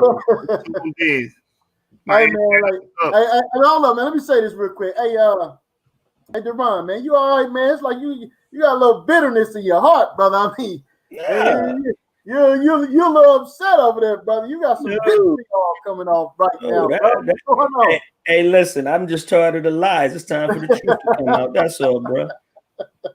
Okay. That's just pent up truth, bro. That's all it is. Yeah, man. You got some pent up aggression coming off over there, brother. It's real subtle, but I see it, brother. Passion. That's called passion, family. Passion. Okay. All right. So, hey, Joshua, man, look, man, the man is making his case. I mean, he's hammering home this, these actions of Jacob, right? So if Jacob made mistakes or he done certain things that were wrong, this brother is laying them out, man. What's your thoughts? Yeah, man. It looks like he's trying to put the axe to the root of the tree here, which would be Jacob, and he's trying to present a case for the prosecution. He put it on trial. So let's see. Yeah, man. Because I mean, if he makes null and void Jacob, where are the writings of the supposed Messiah? I mean, I'm trying to figure out how this thing. He has another round to substantiate his point, so I'm interested to see how he's gonna tie his third round. Is gonna have to tie it all together, man. I mean, the judges are watching, the judges are taking notes, right? We got the audience, man. We got a lot of people watching, man. So, James Cassel. Oh man, I can't. Are you ready? Yeah, I can't stop laughing though, man. I seen how hard you had to reach, to stretch, and pull something out of what he said, man. Because I don't even know what I'm debating no more. If we didn't have a title of this debate, bro, I'd be lost, man. Because I don't know if I'm debating whether Jacob and his foremothers were liars, or whether whether the line of the Messiah comes out of Jacob, because this brother here mainly seemed to be debating whether he a liar and all types of stuff around the fact. But man, let me get to my presentation so I can hit it home, because I said I was going to do one more thing for y'all, because every nation has someone that's going to bring them their salvation. So I'm going to get into how Edom got someone who going to bring their salvation as well, right? All right, and I'm going to start off with here with who is the rightful heir to Edom. But the first thing I'm going to do is address a question that brother had asked me earlier, or pretty much trying to tell me to go somewhere and show where, you know, he would bow down, where he would serve him. Number one, he read it himself in Genesis, where he said the blessing was to Jacob that all of his brothers would bow down to him and everyone of the world would bow down to him. I mean, what more evidence do you need than the fact that they're going to bow down to him? They're going to serve them. They're going to bow down to them. It sounds like the young is reigning over the elder brother. But let's go Genesis 27, because let's see how Isaac felt about it. Did Isaac find out Jacob tricked him, deceived him, and then say, oh, no, let me go ahead and take that blessing back and give it to you, Esau? Or did he have to go another route? And let's go Genesis 27, starting in verse 30. And it came to pass, as soon as Isaac had made an end to blessing Jacob, and Jacob was yet scarce gone out of the presence of Isaac his father, that Esau his son came in from his hunting. And he also had made savory meat and brought it unto his father, and said unto his father, let my father arise, eat of his son's venison, that thy soul may bless me. And Isaac his father said unto him, who art thou? And he said, I am thy son, thy firstborn Esau. And Isaac trembled very exceedingly and said, who? Where is he that hath taken venison and brought it to me? And I have eaten of all before thou comest, and have blessed him, yea, and he shall be blessed. He didn't say, no, we gonna get that blessing back. He said, no, he shall be blessed. Ain't no take backs with the Most High. Once it go out your mouth, it is what it is. 34. And when Esau heard the words of his father, he cried with a great and exceeding bitter cry, and said unto his father, bless me, even me also, O my father. So he didn't say, daddy, take it back. He understand the rules of the game. Once it go out the prophet's mouth, it shall come to pass. So he just asked for an additional blessing. And he said, thy brother came with subtlety and have taken away thy blessing. So the blessing I had for you, Esau. Sorry about that. Jacob got that blessing, man. Ain't nothing we can do about that. Going on to the next one. Oh, verse 36. And he said, is not he rightly named Jacob? For he hath supplanted me these 2 times. He took away my birthright, and behold, now he hath taken away my blessing. But the thing is, the blessing and the birthright is intertwined, though, because the birthright from Isaac is the priesthood as well. It's not just land. It's also a priesthood. So the birthright and the blessing are intertwined. That's why he had to get them both, if you're wondering, brother.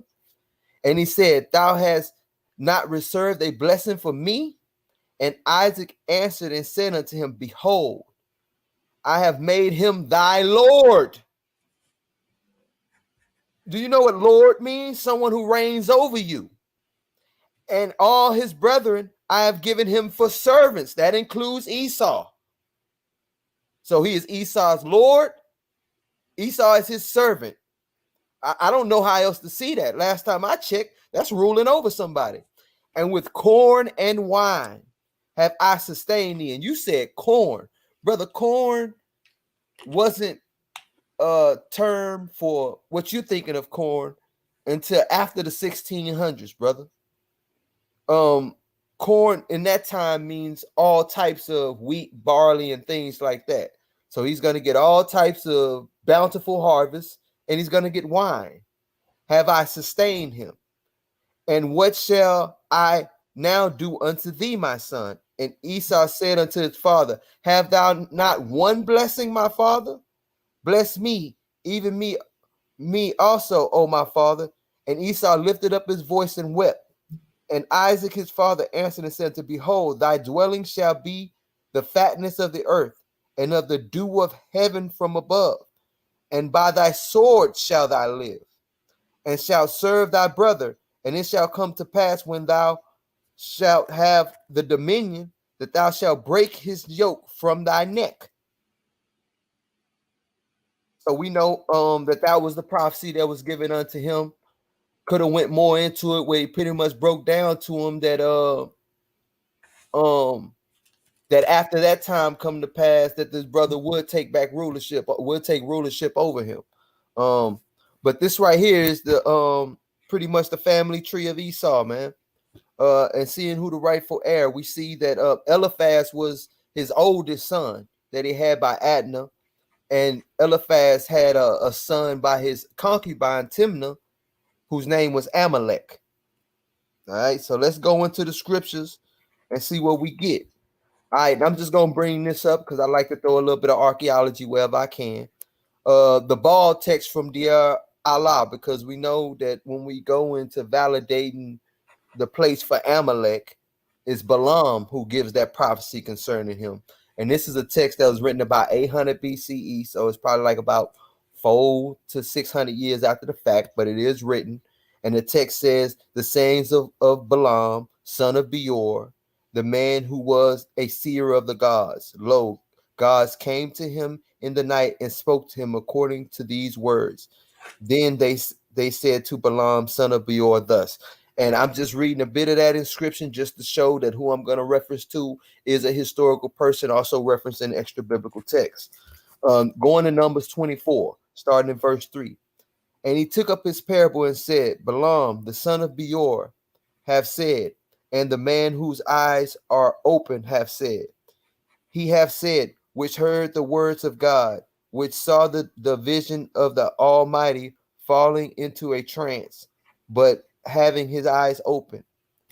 How goodly are thy tents, O Jacob, and thy tabernacles, O Israel, as the valleys are they spread forth, as gardens by the riverside, as the trees of linen olives, which the Lord hath planted, and as the cedar trees beside the waters.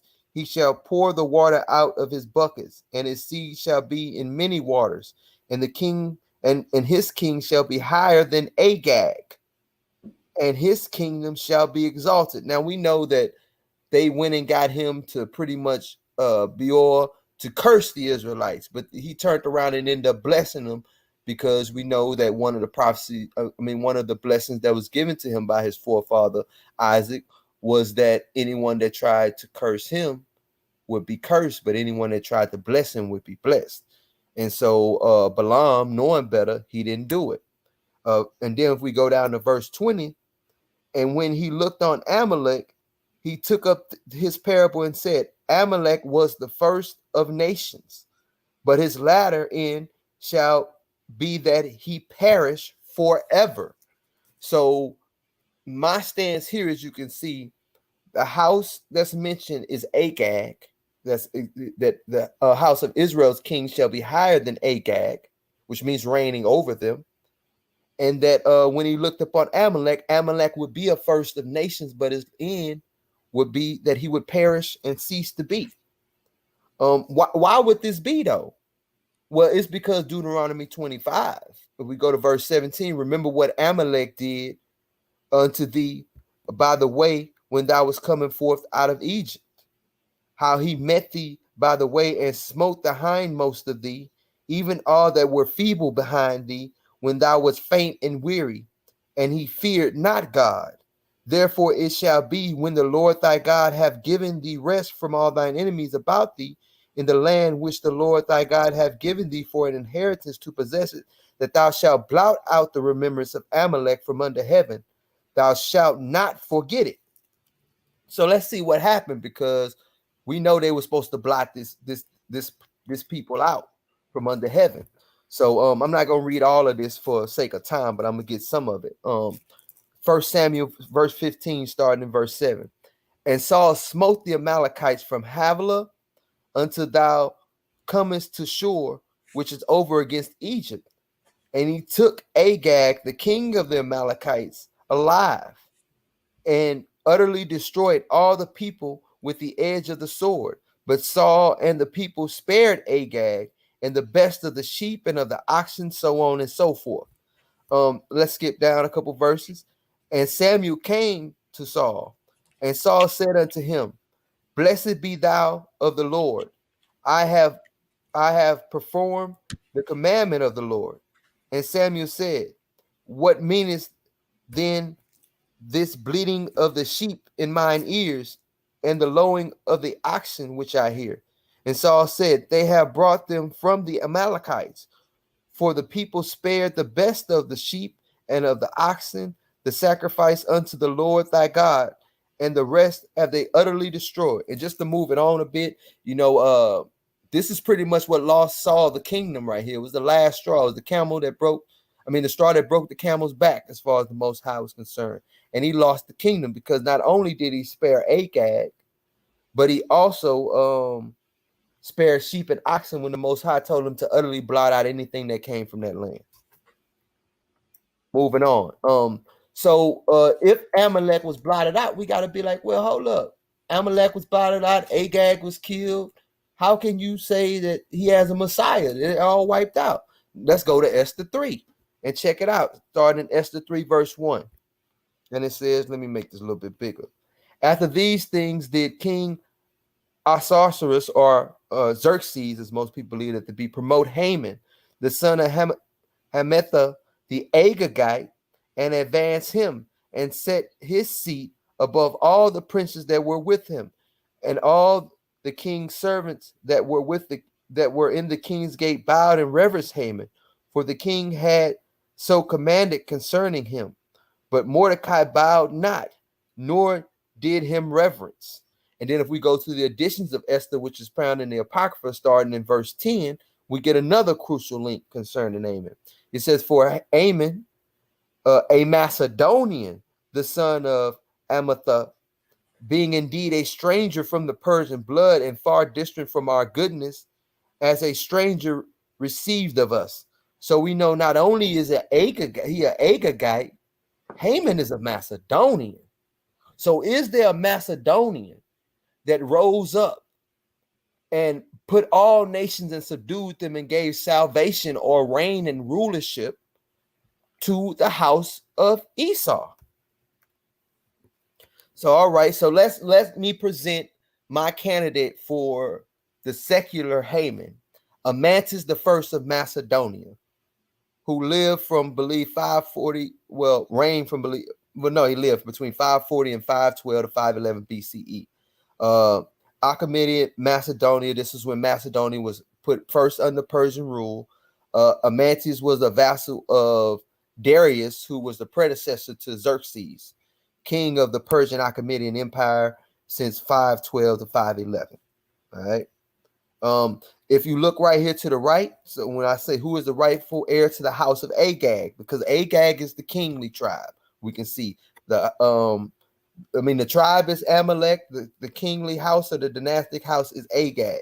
From Amantus, if we look here, and I'm not going to name them all, we have Amantus the First, you have Alexander the First, Perdiccas the Second. Anyone knows that's a famous name.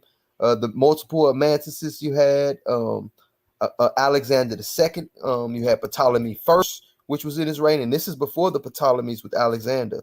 Perdiccas the Third, Amantus the Fourth, and then you have the son of Amantus the Fourth was Philip of Macedonia, who expanded Macedonia, which pretty much made it dominant in the Balkans and unified all the Greek city-states under his hegemony with the League of Corinth, which pretty much was his dictatorship. And then from there comes who I present as the rightful heir and the Messiah of the house of Esau, which is Alexander the Great, or Alexander the Greek, or Alexander the Macedonian, whatever you want to call him. He is the most notable Macedonian king, the most famous strategist and rulers of all time. Not only was he king of Macedonia, he was the Pharaoh of Egypt. Not just Pharaoh, they made him son of Re. They pretty much made him a god. when he came to Israel, our priest anointed him as the he goat, the one that was big horn. And just to throw a little bit more into the mix, let me see what else. First Maccabees, you can see that Alexander the Great was the first over Kittim, first over Greece. This was foretold in the prophecy of Daniel about the rough goat. The king of Grecia was the great horn between his eyes. The first king, and when he was broken, that 4 kingdoms would rise out of him, and we know that deals with the 4 kings of Alexander the Great, and with the 4 generals of Alexander the Great: Cassander, Ptolemy, Seleucid, and I feel like I'm forgetting somebody. But Cassander, Ptolemy, Seleucid. I can't think of the last one off the top of my head, but I yield.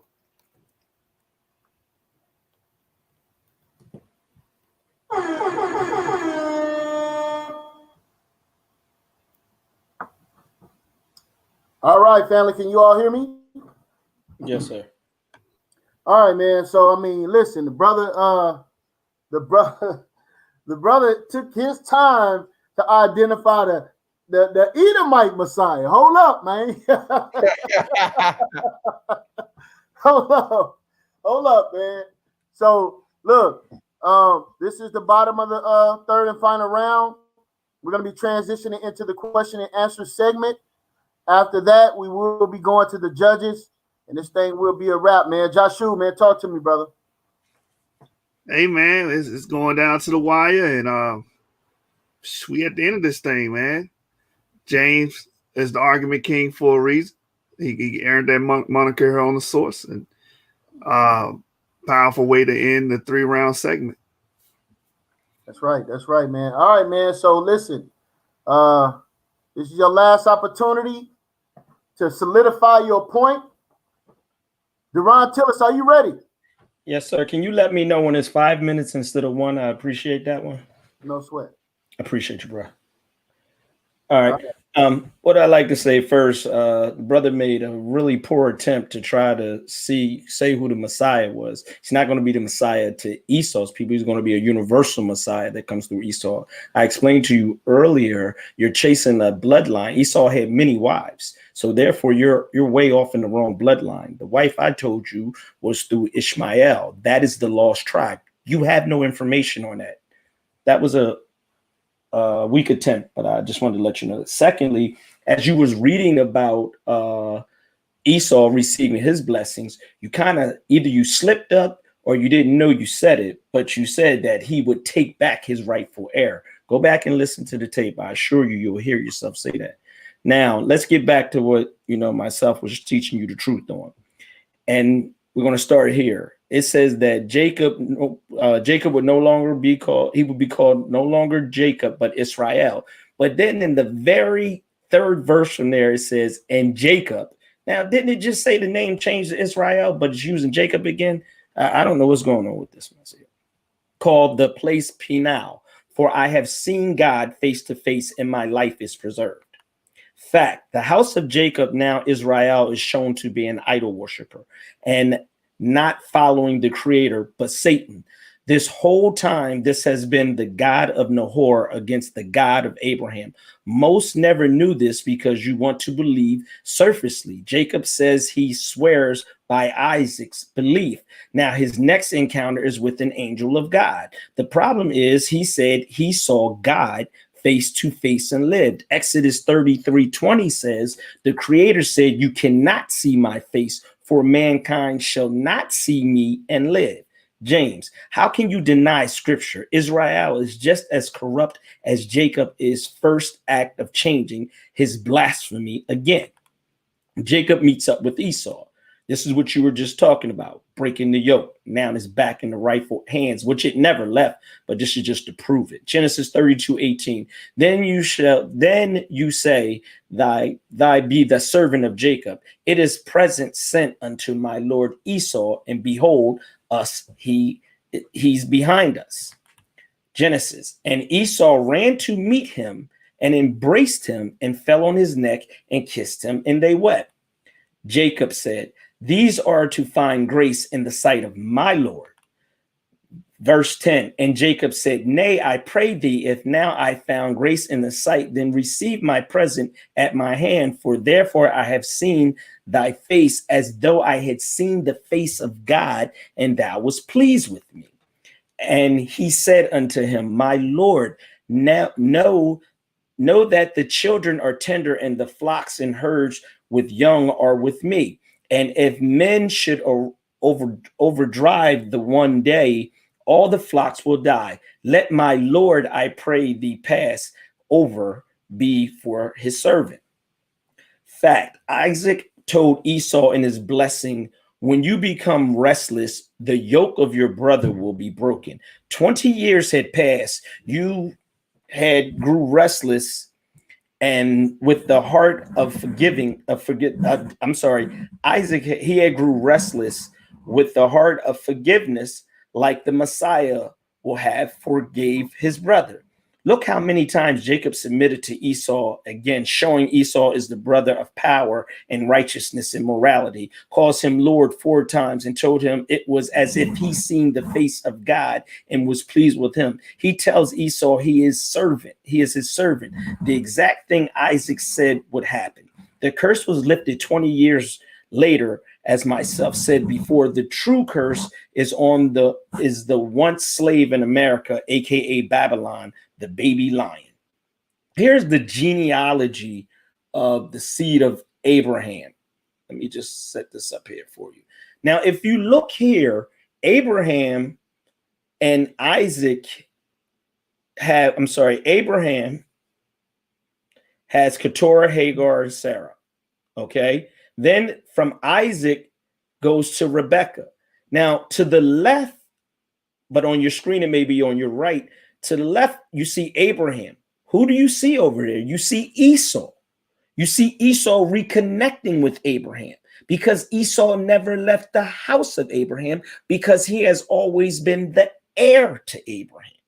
But who do you see on the right? You see Jacob. Who's over there?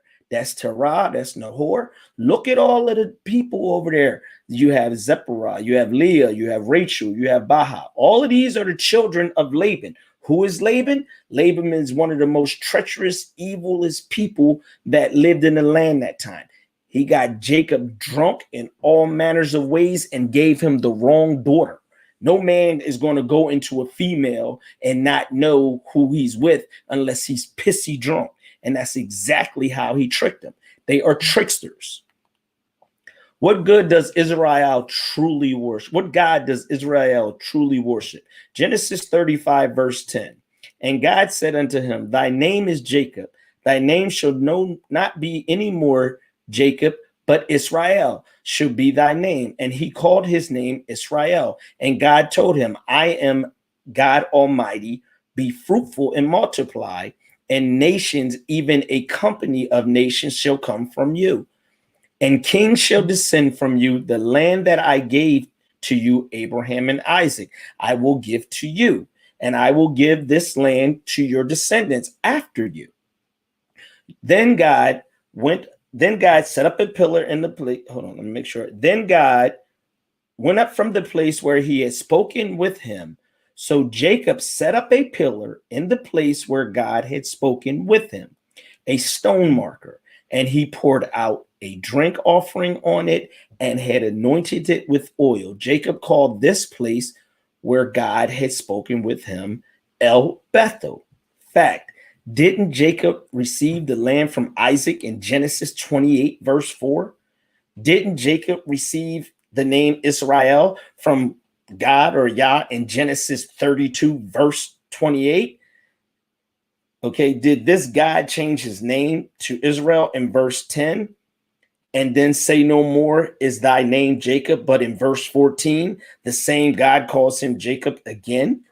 The God of Jacob / Israel is not the creator, but an idol. Known as Satan, the morning star. Look at what Jacob does. He sets up a pillar, an altar. These are idols. Okay. And what does he do? He pours out drink or oil on it. He anoints it with oil. He's taking care of it, and he dedicates it to El Bethel. Who is El Bethel? El Bethel is the god of Bethel, who is the son of Nahor. So did he not? Why didn't he say that he's going to set this pillar up? If he's even going to do it for, why wouldn't he say he would do it for Isaac? Why wouldn't he say he would do it for Abraham? If he claimed back in Genesis 28 that he chose the God of his father and not the God of Nahor, but then we show him to be a liar and exposed again. This guy does nothing but lie, but all I hear is a bunch of talk where you're telling me that this is moral. I accept the fact that this man is a blatant liar, and I cannot wait to receive such a Messiah, such an upright standing person, such a beloved individual. Did I not read to you earlier where it says that nothing good can come from a bad tree and nothing bad can come from a good tree?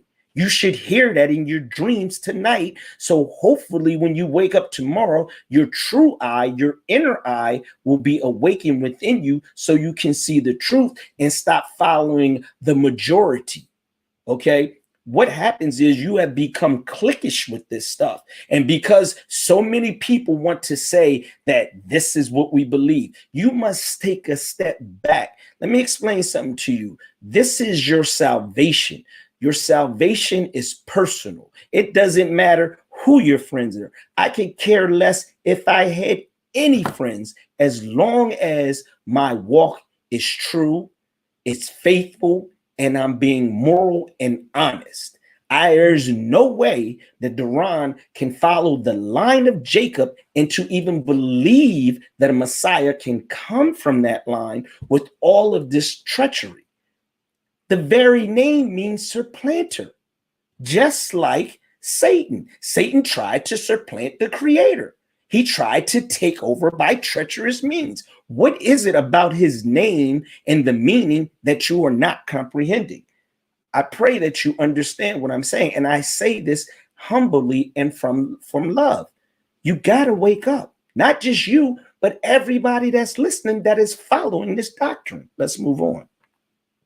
A seed of Esau and Ishmael will rise in the west. Okay. Now you're going to find out who Esau and Ishmael is. In Deuteronomy 18, verse 17, 18, the Lord said to Moses, they have spoken well. I will raise up for them a prophet like you from among their brothers, and I will put my words in his mouth, and he will tell them everything I command him. Okay, you see this? This is a whole nother person, and it's definitely not what I hear a lot of people trying to say that was Jesus 2,000 years ago, because the brethren would be the children of Esau. That's what brethren means. Okay, so it's not the house of Isaac. It's not the house or the seed of Jacob's children. It is talking about the brethren, who is Esau. Let's go further so I can open your mind up some more. Daniel 7:1. I saw in the, it's not one, but I didn't put the verse there. Forgive me. I saw in the night vision, behold, one like the Son of Man came with clouds of heaven and came to the Ancient of Days, and they brought him near before him, and there was given him dominion and glory and a kingdom that all people, nations, and languages should serve him. His dominion and an everlasting dominion, which shall not pass away, and his kingdom that which shall not be destroyed. Did Jesus even ever have a kingdom? And you claim him to be the Messiah? That is nonsense. He never ruled anything. That's why in the very beginning it says, behold, one like the Son of Man. Jesus was considered the Son of Man. Okay, but there's one coming after him, and he has a universal message for the world of all languages. Jesus 2,000 years ago told you that he is only sent to the house of Israel. That is not the functionality of a Messiah. A Messiah is universal. And just for the record, my brother, there is not dual Messiahs. There is only one. The word says one Lord, one faith, one baptism.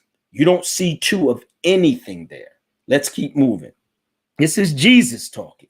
Pay attention, because he's letting you know he's not him. Howbeit, when he's talking about a whole nother man, the Spirit of truth is come. He told you he hasn't came yet, but he's coming. He will guide you into all truth. Remember, Jesus says there's many things that I can tell you, but you're not ready. He's telling you that he can't deliver the truth because it isn't time. One thing you must understand, everything predicates on time. The Creator comes on time, not when you want, but when it's time. For he shall not speak of, but whatsoever he shall hear, that shall he speak, and he will show you things to come. Now, isn't that the same thing that was told to Moses, whatever that one should hear? So it wasn't talking about Jesus, as I explained to you earlier. All right, facts. These scriptures all line up with a future time and a future man to take place the last day, called the Ancient of Days, and he will hear the words of the Creator in his ear. The Creator's words will be in his mouth. Only the Creator of the universe can do this. Sisters and brothers, this is the Ancient of Days. You are now in the last day. A day is considered to be a millennium. Let me break time down for you so you can understand how Jesus 2,000 years ago could not be the Messiah. If you look at this calendar here, it's from verse 1 to Genesis 1 to chapter 2:24. Now, some may have a Bible where it shows you the dates chronologically. Okay, in this case, it says 4004 BC, where is the year how they started time and counting it, where they should have actually started it at 7,000 when Adam was on the scene. So even before a day can count in the Creator's time, 1,000 years must pass to us. So the 6th day, the 6,000th year would have been equivalent to the 3,000 year BC, which would be Noah's time frame. Then the next 1,000 would be, by the correct calendar we should have been going by, would be 5,000 BC. But then in their time, they wrote it as 2,000 BC. In the time between 3,000 and 2,000 BC, Abraham was on the scene. So then you go down to the next 1,000 years. So it's 4,000 for the actual correct time. And then 1,000 BC, which would have been the last 1,000 years, where Solomon and David come. BC stands for before Christ. Well, look how their calendar just happened to work up when this so-called man, Yahshua, Jesus, Emmanuel, comes up. Now it's supposed to be 0. Now, how is it heavenly possible it could be 0 if they would have did the 7-day theory? Excuse me for not saying this. If you take 7 days, which the Bible says 7 days times 1,000 years, it will be a 7,000 year time frame that must go before everything is finished. So when you go to the 3,000 years, which means we still have 3 days left on this 7,000 year calendar, but they showed you 0 because they claimed this one who was the Messiah to come. How can the Messiah come if it is told to you that he comes on the last day? Makes no sense. Now we go to 2,000. Now we are knowing 2,000 now, but it's off when it goes to that calendar, because when the calendar would have been properly 2000 BC, because there has not been no New Testament yet. See, a New Testament is when every knee bows and every tongue confesses. That has yet to happen. We are not united as a people. Jesus has been going for 2,000 years and he's not coming back. He told you, I go away and you see me no more. So get that theory out of your mind that one is coming back, even if they told you they're not coming back. He said one will speak of him and raise his name in that manner. Yes, he was a brother of ours to set precedents, but they lied on this man. Anytime somebody dies, you can change the narrative of their life. Now, hey, Daron, Yes. Man, my apologies, man. I didn't give you your you All right. asked for a couple of minutes. Okay, how much I got left? You got 1 minute. Oh man! All right, let me see where I go. I All right, was so my stretching. apologies. That's No, totally that's my fine. fault, That's brother. fine. That's fine. I'll get through this one real quick. So now you see the last 1,000 years. What is supposed to happen in the last 1,000 years? Satan is supposed to be locked away. So when the reason why Satan has to be locked away is because the Messiah must be on the scene. You cannot have two people on the scene at the same time. It is told to you when Jesus left 2,000 years ago, he said it's expedient he goes away because the prince of darkness still had time. So we're into the year 2000. All right, let me get over here. Closing remarks. What is said is you have chosen a side, not you who sit on this panel as if you are qualified to judge, because the Bible tells you in James, no pun, verse 12, there is one lawgiver who is able to save and to destroy. Who art thou, the judge another?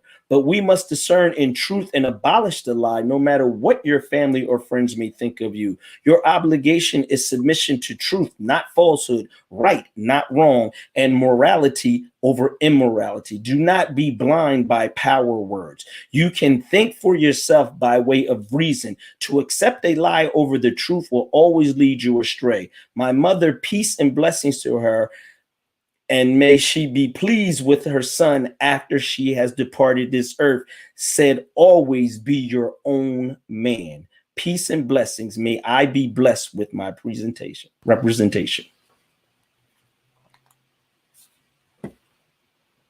I'm done, bro.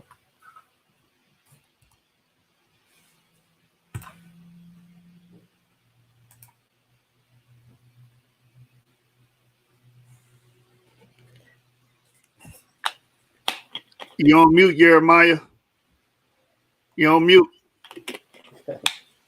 Okay. So we're gonna be transitioning to the question and answer segment. You judges, man, you guys got a tough job on your hands, man. All right, I'm gonna make this extremely clear. I do not envy you, brothers, not one bit. Okay. Powerful information brought forth. Joshua, talk to me, family. Yeah, man. The brother finished it off and got to his third round. Solid argument. We just need to get to the Q&A, brother. That's right, man. We're gonna transition. Brother James Cassel, are you ready? I believe you started it, so James, you'll be able to pose your first question. And Daron, you will have 2 minutes to answer it. You brothers will have 3 questions apiece. Okay. All right. I think he's on mute. You on mute, my brother? Oh, my bad. Can you hear me now? Yes, sir. Bro. Hey, Joshua, we're gonna drop to the back chat, man. We're gonna put them on the screen together. All right. Would it be fair for me to go first since he did? That's fine by me. That'll work if you want to. Okay. Yeah, I just want to be fair, since you started that. All right. One of my first questions to you, my brother, is you quoted Paul a lot. And in quoting Paul, I want you to give me your take on what Paul says in 1 Corinthians 15:8 about who you claim to be the Messiah. Okay. And last of all, he was seen of me also as of one born out of due time or due season. Now, if you're not sure what that means, let me break it down so you will exactly know what I'm asking. Paul is saying that when he saw Jesus, he viewed Jesus as a man that came before his time, or he was born not in the season of when the Messiah is to be here. So how do you rectify the fact that you're quoting Paul when Paul in his own words doesn't believe he's the Messiah? Okay, Paul never says, and if you listen to anything I quoted from Paul, it was directly referencing to Jesus Christ being the Messiah. That's the only thing I quoted from Paul. So Paul is on the record saying he definitely believes in Jesus being the Messiah.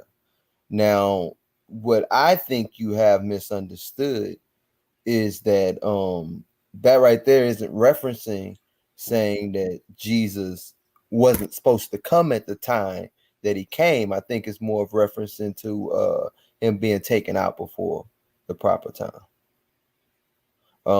Because we know that prophecy of Daniel tells us fully what time he was supposed to come. But I'll go into my question.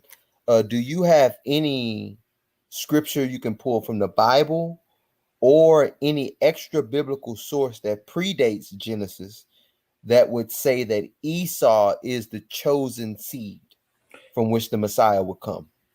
No, there is no scriptures as far as biblically, and I'll explain why. The Bible is written under the pretense of who? In the Torah or the Tanakh, it is the Jews. Okay, the Jews are opposed, or the Israelites are opposed of Esau. So why would they want to put in the truth? They want to embellish who they represent, and that is Jacob.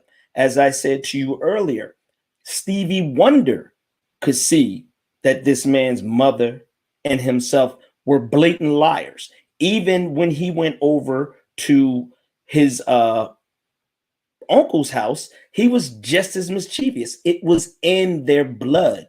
Again, brother, you have to understand that it's called the lost tribe. The reason it is called the lost tribe is because there's books out there probably that somebody has. I don't know if they followed the lineage, but I know that they're aware of it coming through Esau and Ishmael. Remember, Ishmael received the promise and Esau received the covenant. So both things are covered when them two make it, when Esau marries Ishmael's daughter. Okay, what's your next question? Hold on. Ishmael, I think I got 2 minutes, right? Ishmael has a daughter, so that is passed down. When the dung of the father goes to the daughter, she, as it said, was called the Holy One, and blessed be he. You have to pay attention. I implore you to go back and listen to everything that was said, because then you would get a better grasp of what was going on. Now, as for my second question, let me see here. You stated that there's more than one Messiah. Okay. And if you could tell myself or anybody on here, where is it said that there are going to be multiple Messiahs when he is considered to be the Holy One or the Anointed One? How do you make that plural? Oh, well, because we know that Cyrus was called by the Most High his Messiah. We know that Messiah simply means anointed one. Every king that came through Israel was anointed. They are by definition Messiahs, anointed ones. And the reason I brought up Cyrus is because Cyrus was a Mede or a Persian, a Persian or a Mede. And if he was considered a Messiah, and I'm of the persuasion that every nation, or at least every son of Noah's lineages, would have their own type of messianic type figure. Like Ham had Nimrod, which was their messianic type figure. Japheth was usurped and by Edom, and he rules over Edom and came as their messianic figure in Alexander the Great. And like I said, the Persians and the Medes, and Nebuchadnezzar was called God's servant. He called him his servant to come and lay waste to Israel. So he was anointed to come and lay waste to Israel as well, which would make him a Messiah. Okay, now I'm gonna go into my second question, because my first question, you obviously said no, you have no biblical or extra biblical thing that would say that Esau was the chosen line would come through Esau. So I would say, do you have any biblical verses or extra biblical sources you can go to say that the Messiah would not come out of the house of David? Do you have any sources for that? Sure. I'd like to correct what I said earlier. I actually put it in presentation when it said it will be the seed after Abraham and Isaac. So the seed after Abraham and Isaac is Esau. So and I said this in the presentation to you. So that is far beyond the foundation that it will be Esau. Okay, so there's no way you can change that. And I explained to you that that blessing was given to Abraham and Sarah. It was never given to Rebekah. So what I'm trying to figure out when you ask questions like this, how do you allow Rebekah who was not part of the blessing of Abraham and Isaac, to come in and infiltrate it and not see that it is showing you that Esau has and always was the chosen seed?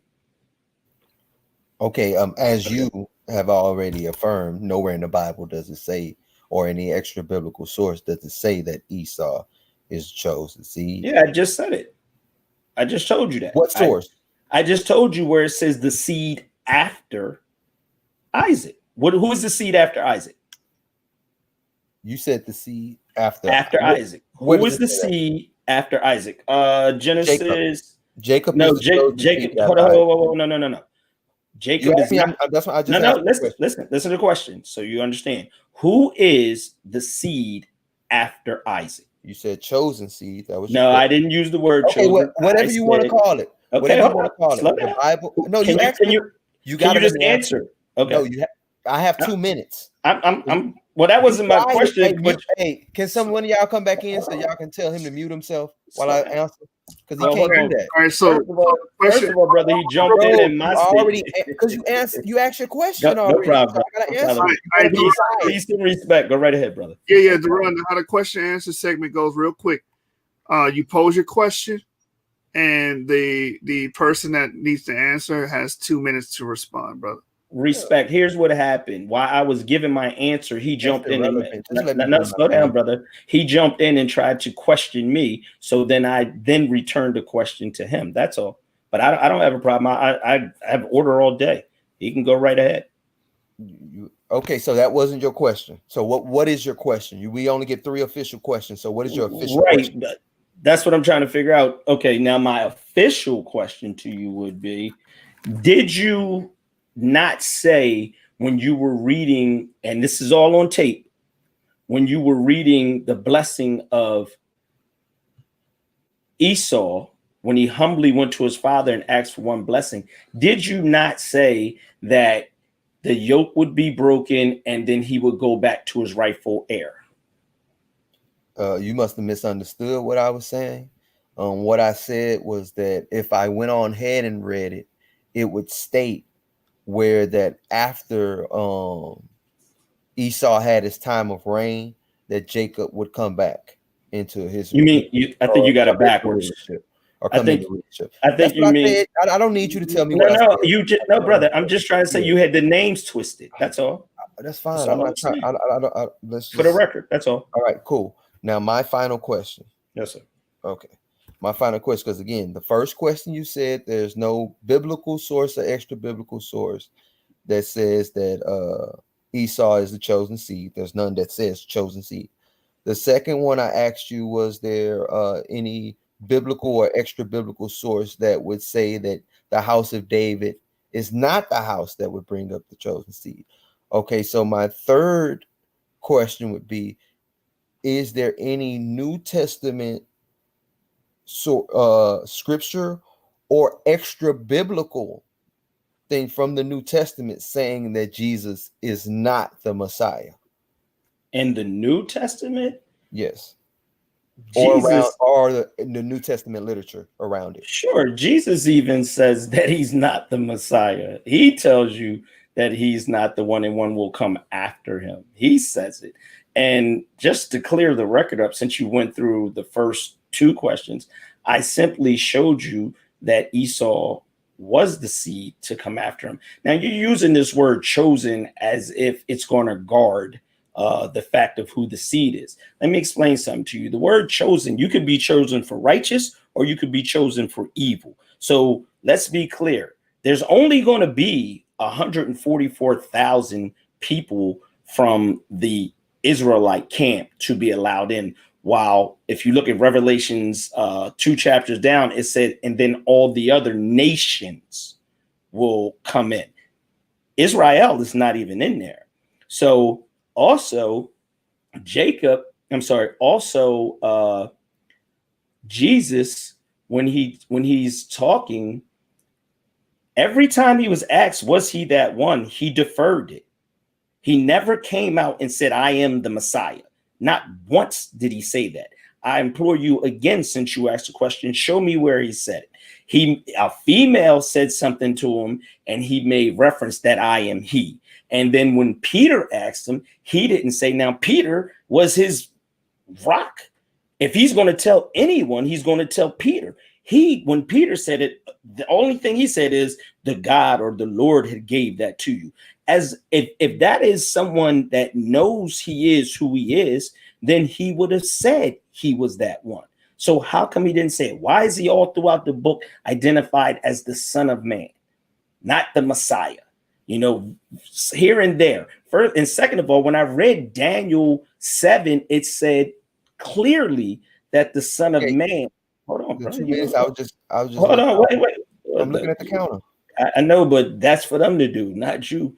Now there is nobody else in here. They're keeping time, I would hope. You had 2 minutes, brother. You had 2 minutes. We gave you grace period too. I had 2 minutes that fast? Yeah. You started, all right, no problem. Yeah, you started at 11:24. It's 11:26 now. I gave you a little grace period too. So 11:26. What time are you looking at? 11:16. You know. Time. Yeah. I don't know what you got. He talking about the regular time he looking at. Yeah, I got 11:26. That's why I ain't know what he's talking about. All right, that's cool. Okay. The judge is coming in because we done. So you both completed the 3 questions? Yes. So we're gonna move to the adjudication. Jeremiah? Yep. Great job, man. Great job, brothers. We're gonna bring the judges in. And while we're doing that, everybody that's watching, we got a lot of people watching. I want you to put a number 1 in the chat for James Cassel. If you think James Cassel won this debate, put a number 1 in the chat. If you think our brother Daron Tillius won this debate, put a number 2 in the chat. A number 2 in the chat. We want to hear from you, family. You've been with us this entire time, so we want to hear from you. All right. So we're going to go to our first judge.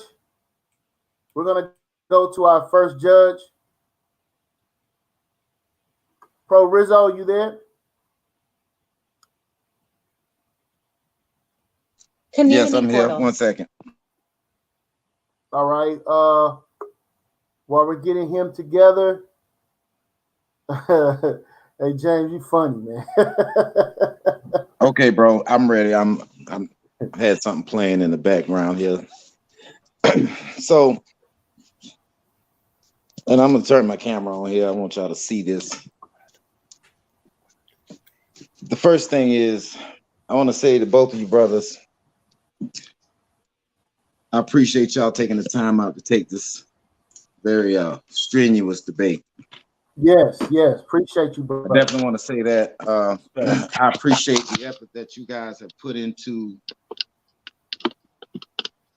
your study and being willing to step out here in the crowd and bring your information. So right away, I'm going to get right to the point. Shalom to the crowd that's out there watching the Source Debate League.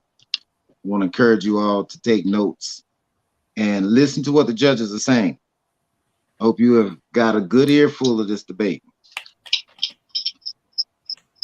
I want to give you both a point on your presentation. Our presentation was phenomenal. It really was. To Daron, to you, I like your delivery. To James Cassel, love your delivery. But I'm not going to be biased. I'm gonna give you a straight up, no fluff. I'm not coloring anything up. The title of this debate was, did the true Messiah descend from Esau? I did not hear any definitive line of reason. I didn't hear the ontology, the ontological argument that would bring a person to, okay, I see how Christ got here from either Esau's line or Jacob's line. I didn't hear that from you, Daron. I did hear James make the honest attempt, an earnest effort to give us, first of all, the origin, Esau and Jacob, that all stems out of Bereshit, Genesis. I did hear that from you and Daron. Y'all on even grounds there. You spent the majority of this debate in Genesis, Daron and James both. So your sources are equal there from the biblical text in round one. Round one also curtailed a lot of accusatory statements from Daron. James, however, he gives us the biblical narrative. He gives us the base of this whole debate. Starts right there in Genesis. James gets a point for that. Furthermore, when we start dealing with round two, Daron, you gave us more accusatory statements, gave us a lot of fallacious arguments, a lot of red herrings, and a lot of cherry picking. Not enough Bible. You did give us several verses from Proverbs that will substantiate your claim about how lying is wrong, how we shouldn't lie, how we should be honest. And then you gave us the antithesis to that when concerned with Sarah. I appreciate that. Sarah was a great woman. But when you start talking about Yisrael being a liar, you're saying that the power to make Jacob a prince or a son of God is of the devil. You said it in your own round. What happens when you take a woman and join them to El?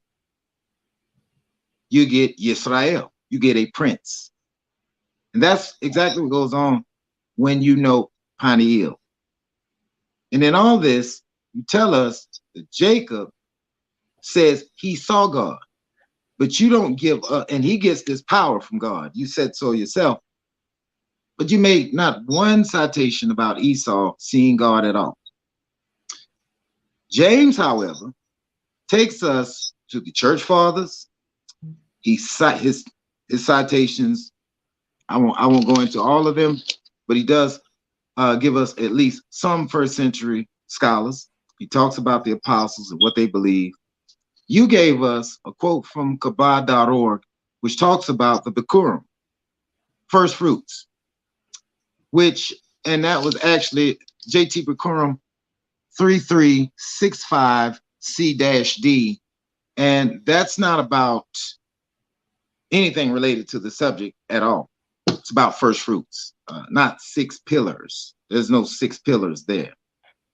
That's something completely different. I won't go too much more into that. But just being objective, James argues a point to say it's not Esau, but if you want to talk about Esau, let us show you where his line descends from. And it doesn't descend from what Jewish Orthodox people believe about a messianic expectation. I wish I had more time to go into that, but the very source that you quote, Maimonides, to be specific, they believe in a Jewish Messiah to come, not from Esau or from a Edomitic origin, but from a very Jewish origin, from the Davidic line, coming from the Jews or the tribe of Judah. You've given us red herring after red herring after red herring, and you got completely away from the round, from the debate subject in round one, in round two, and in round three. People were very confused in the audience. So my vote goes to James, the argument king, for sticking to the subject. I think that you could do a little bit better the next time, James, on that, but you stuck to the point. Daron, you have veered so far away from this debate, I had to write down the title again and remind myself by the mid half of the second round, what was the subject again? And I didn't miss a word. So, as I always say, folks, to the law and to the testimony, if they speak not according to these, it's because there's no light in them. Congratulations, James. So what's up or shut up, folks? I'm off the mic.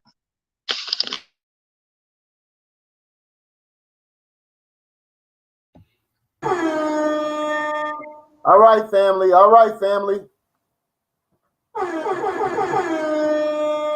First vote goes to our brother James Cassel. We're going to move to the next judge, our brother, the warlord, Zion. Talk to us, family. Yeah. So great debate from both brothers.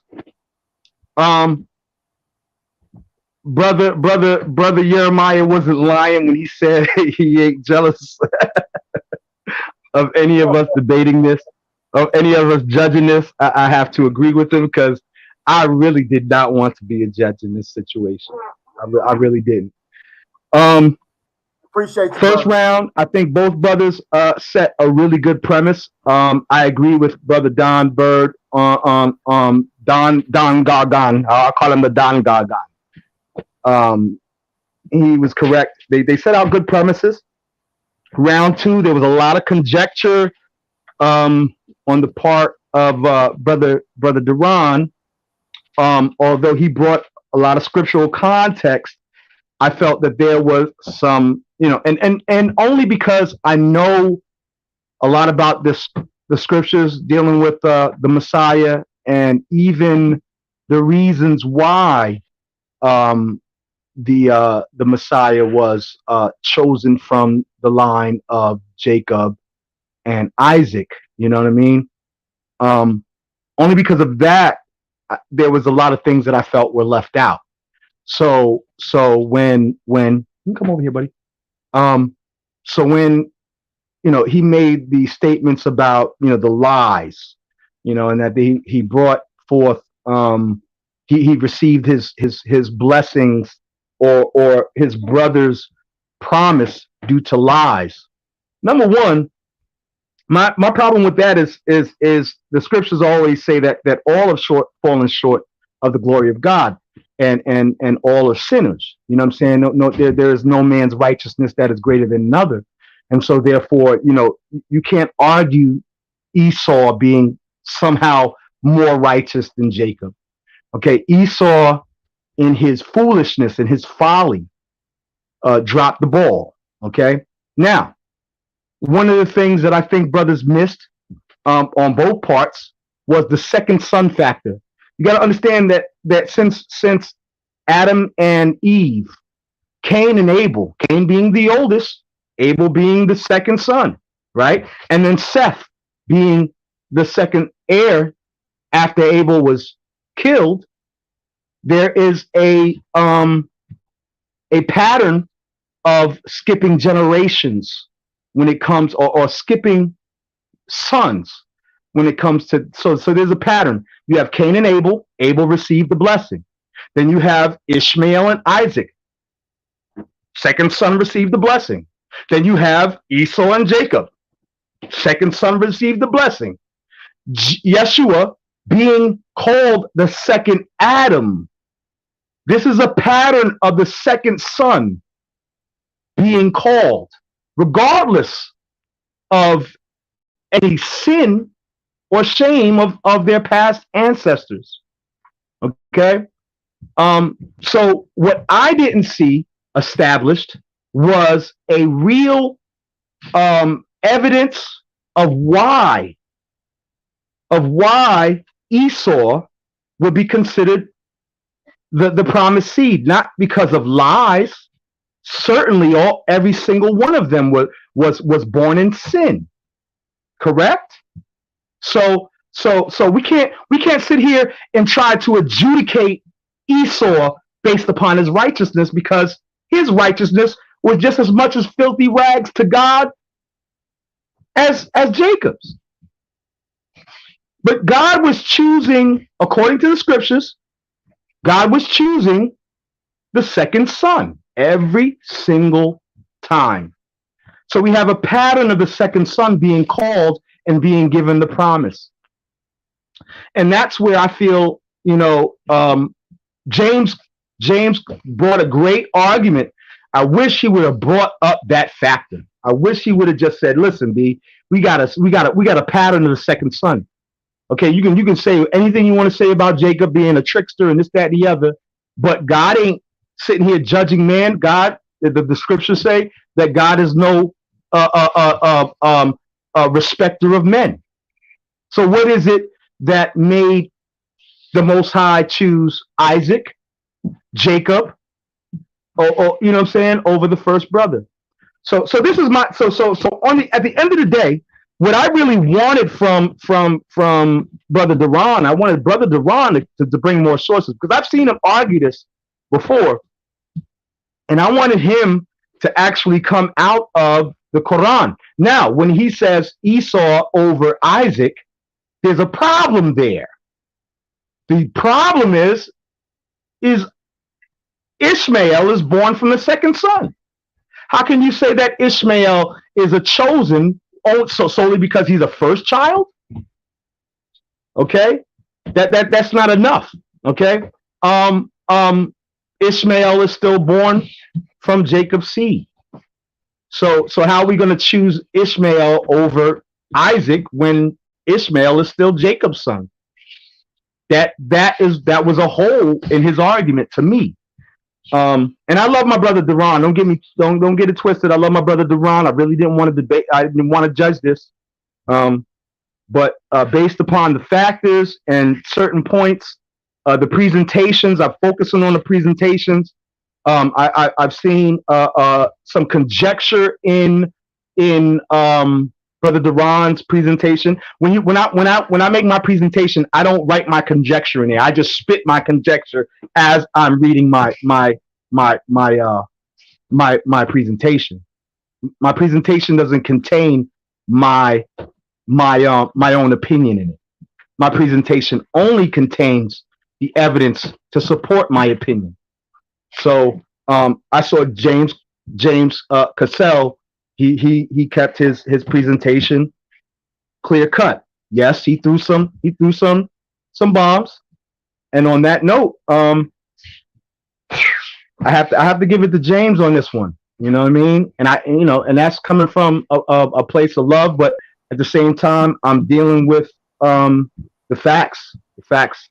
You know what I mean? I don't want to be unfair or biased because I have a friendship with Brother Daron or anything else. I have to come with what I know, and I have to give it to Brother James Cassel. Me and Brother James Cassel, we've been banging since the final battle, so this ain't bias.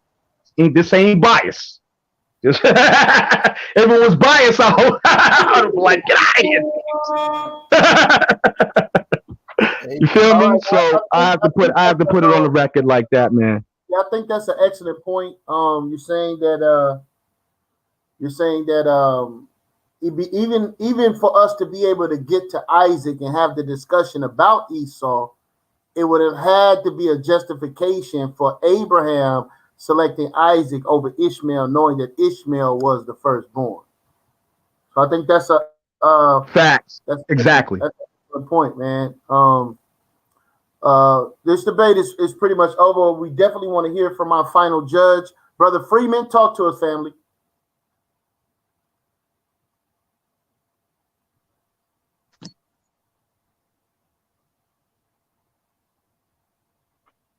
What's up? Can y'all hear me? Blessings. Yeah. Amen. Man, first of all, it was a good debate on both sides. Not coming in no bias. Amen. But the brother Don and Zion basically killed it with the answers. You know what I'm saying? The first round, it was kind of even with me. You know what I'm saying? I felt that Ron came with it when he came with the question with the Rebecca. being a liar and Jacob being a liar. But then round 2 and 3, he didn't back it up with nothing. He didn't have no scriptures to back up. He just kept talking about him being a liar. And like Brother Zion said, he took my whole answer out of my mouth. You know what I'm saying? The Bible says every man has sinned. No man is without sin. You know what I'm saying? So that kind of killed that. And he also touched down. He dropped the bomb with it. Also with you got to take it back to the beginning with Cain and Abel. It's always been the second seed when it came to the twins. You know what I mean? Or basically the bloodline period. You know what I mean? With Cain and Abel, Ishmael and Isaac, Esau and Jacob. It's the same thing, you know what I mean? So it just seemed like you was leaning a lot on your understanding. You wasn't leading to nowhere, you know what I mean? The only point though I would give you, man, that you touched on with is how Esau would be the lost tribes, you know what I mean? I do agree with that a little key, because if you see in Genesis chapter 33, when Esau and Jacob met back up together, and when you say Jacob said he saw God's face, and the reason he said he thought he saw God's face is because we all know that God is love. He shows us mercy. He shows us grace, and that's all Esau showed him when he met up with Jacob, was mercy and grace and love. You know what I mean? He was happy to see his brother. You know what I mean? So that's why he said, "I seen the face of God." You know what I mean? But and also at the end of that meeting, you know what I mean, he says, "Let's go on our way." But Jacob's like, "Go ahead of me, and you know what I mean, I'm gonna catch up with you." And Esau goes to Seir, but Jacob ends up going to Sukkoth and doing his own thing. You know what I mean? So Esau gets left off and lost after that. You know what I mean? We really don't find out nothing else about Esau. So you did touch down on points with that. You know what I mean? That's the only point I'm gonna really give you. So I'm really gonna give it 2-1 to James. You know what I mean? Because you need to lean not too much on your own understanding. You know what I mean? You said yourself, you either gonna be righteous or evil. And just like my brother James touched down on, dropped the bomb in the beginning with what the Lord said to Rebecca, that she would birth 2 nations and they would be 2 manners of people, one righteous, one evil. So you really answered a lot of your own questions, man. If you go back and listen to your own debate. So yeah, I'm gonna give it to the James Cassel, amen.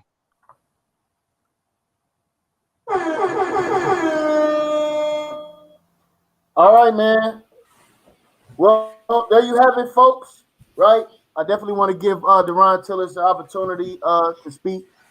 And I appreciate you coming on, man. Appreciate you having me. Basically, listening to the judges, I personally can hear where they didn't understand the actual conversation or dialogue that I was bringing across. I never said anything about who was first or second in between Ishmael and Isaac, because there were 2 different type of things that happened. Ishmael received a promise, which I stated, and Isaac received the covenant. I tied that in with with Esau marrying Ishmael's daughter, showing how the covenant and the promise meet again. Secondly, when I believe they were saying I was speaking only on the lie, as I stated also, is nothing good can come from a bad tree. There's nothing positive that that Rebecca, nor Jacob, nor Laban did. It was all treachery. It was all lies. Thirdly, when what part was that I heard? When you said, and I touched on this also, everybody keeps saying that the Lord told Rebecca this.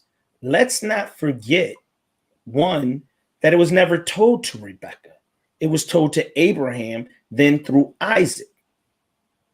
Okay, Rebecca. Wrong.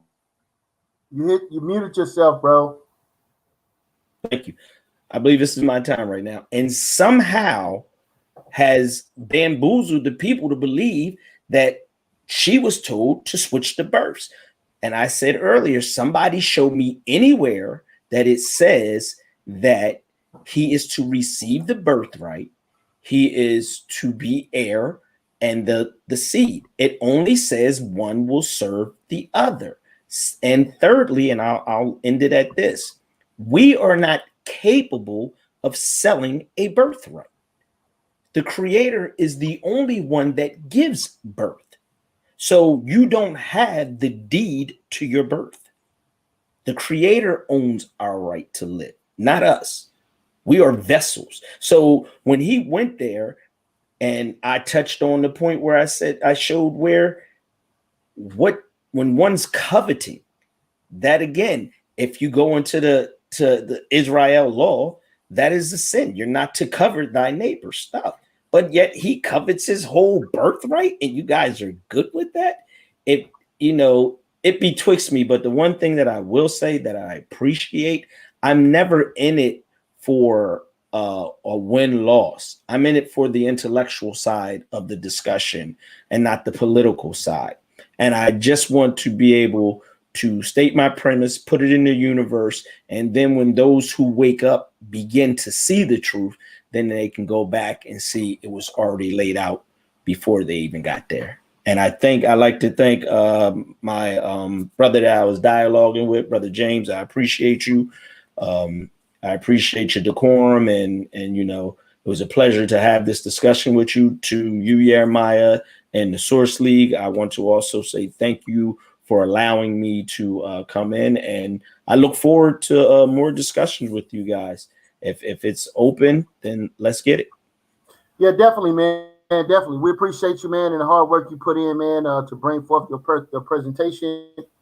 And we will be having an after show, man. You're more than welcome to come on and dialogue with the people. We're going to open up the panel in the after show. So everybody is watching, we will be having an after show. So without further ado, man, I want to let James Cassel address the people and talk to us, family. Oh man, you know what it is, man. And H-Town do it again, man. I want to thank the brother for going ahead coming out doing the debate. It was good dialoguing with that brother, and like he said, he just wanted to get his stuff out in the air, and that's all we all want to do, and let the people go ahead and judge that. I want to thank all the judges, you know what I'm saying, not only for voting for me, but for your strong criticisms, because, as men, we got to be able to take that and come back better the next time. So I appreciate y'all being straight up for me. And yeah, man, it's another notch on the belt, man. And Jashub, I'm coming for that belt, man. You don't want to give me an L. You know what I'm saying? About that time, baby, I'm coming for that belt, man. And I'm out, man. Yeah, man. I appreciate everybody coming on, man. General Yashar in the building, man, the founder, man. Talk to us, family. What's your thoughts, man? We're getting ready to transition. We're gonna let everybody give their feedback on the show. We're gonna fire the StreamYard right back up. We're gonna open up the panel for those that are watching. We're gonna let you come in, express your thoughts. A lot of people had a lot of thoughts about this. When I put this thing out on social media, I got a lot of feedback. It was immediate feedback, I appreciate Daron for challenging the minds and the spirits of our people and stirring up the pot of information and being able to put a dialogue together and speak on this level, man. So Yashar, man, any words before we get out of here, man? Yeah, first I want to say, man, I appreciate all of the judges, man, for taking some time out. Yeah, man. Appreciate do your thing here, man, with us. To the debaters, man, awesome work, fellas. Daron, man, I ain't know you had it like that. You know what I'm saying? But I appreciate it. You know what I mean? You did your thing, man. I definitely, would challenge a whole lot of everything that you were saying, but at the same time, man, I definitely like how you brought your argument. James, man, great work, brother. You know what I'm saying? And family, get ready. We got another one coming Saturday. So Get your popcorn ready. Get your pens and pads ready because it's gonna be another hot one. That's Shalom, right. family. That's right. That's right. Scholastic Bully, man. Any last words before we get out of here, man? We're gonna get this after show fired up, man. There's a lot of people watching. A lot of people got a lot to say, man. No, I just want to say thanks to the audience, thanks to everyone that participated tonight, judges, debaters, and hit that like button. Subscribe to the Source Debate League. That's right. On YouTube. Show y'all love, and we're gonna continue to feed y'all with content. Gang. That's right. That's right, man. 7 gang, tanks on the ground, Gold Coast Gorillas, SUC, man. Source, man, we working over here, son. We working, baby. Right? More scholastic debates on the way, man. Stay tuned with us, man. Right? This is what we do. We trying to take this thing to another level, man. We're here to challenge the minds of our people, man. Right? Source up or shut up, man. We out of here.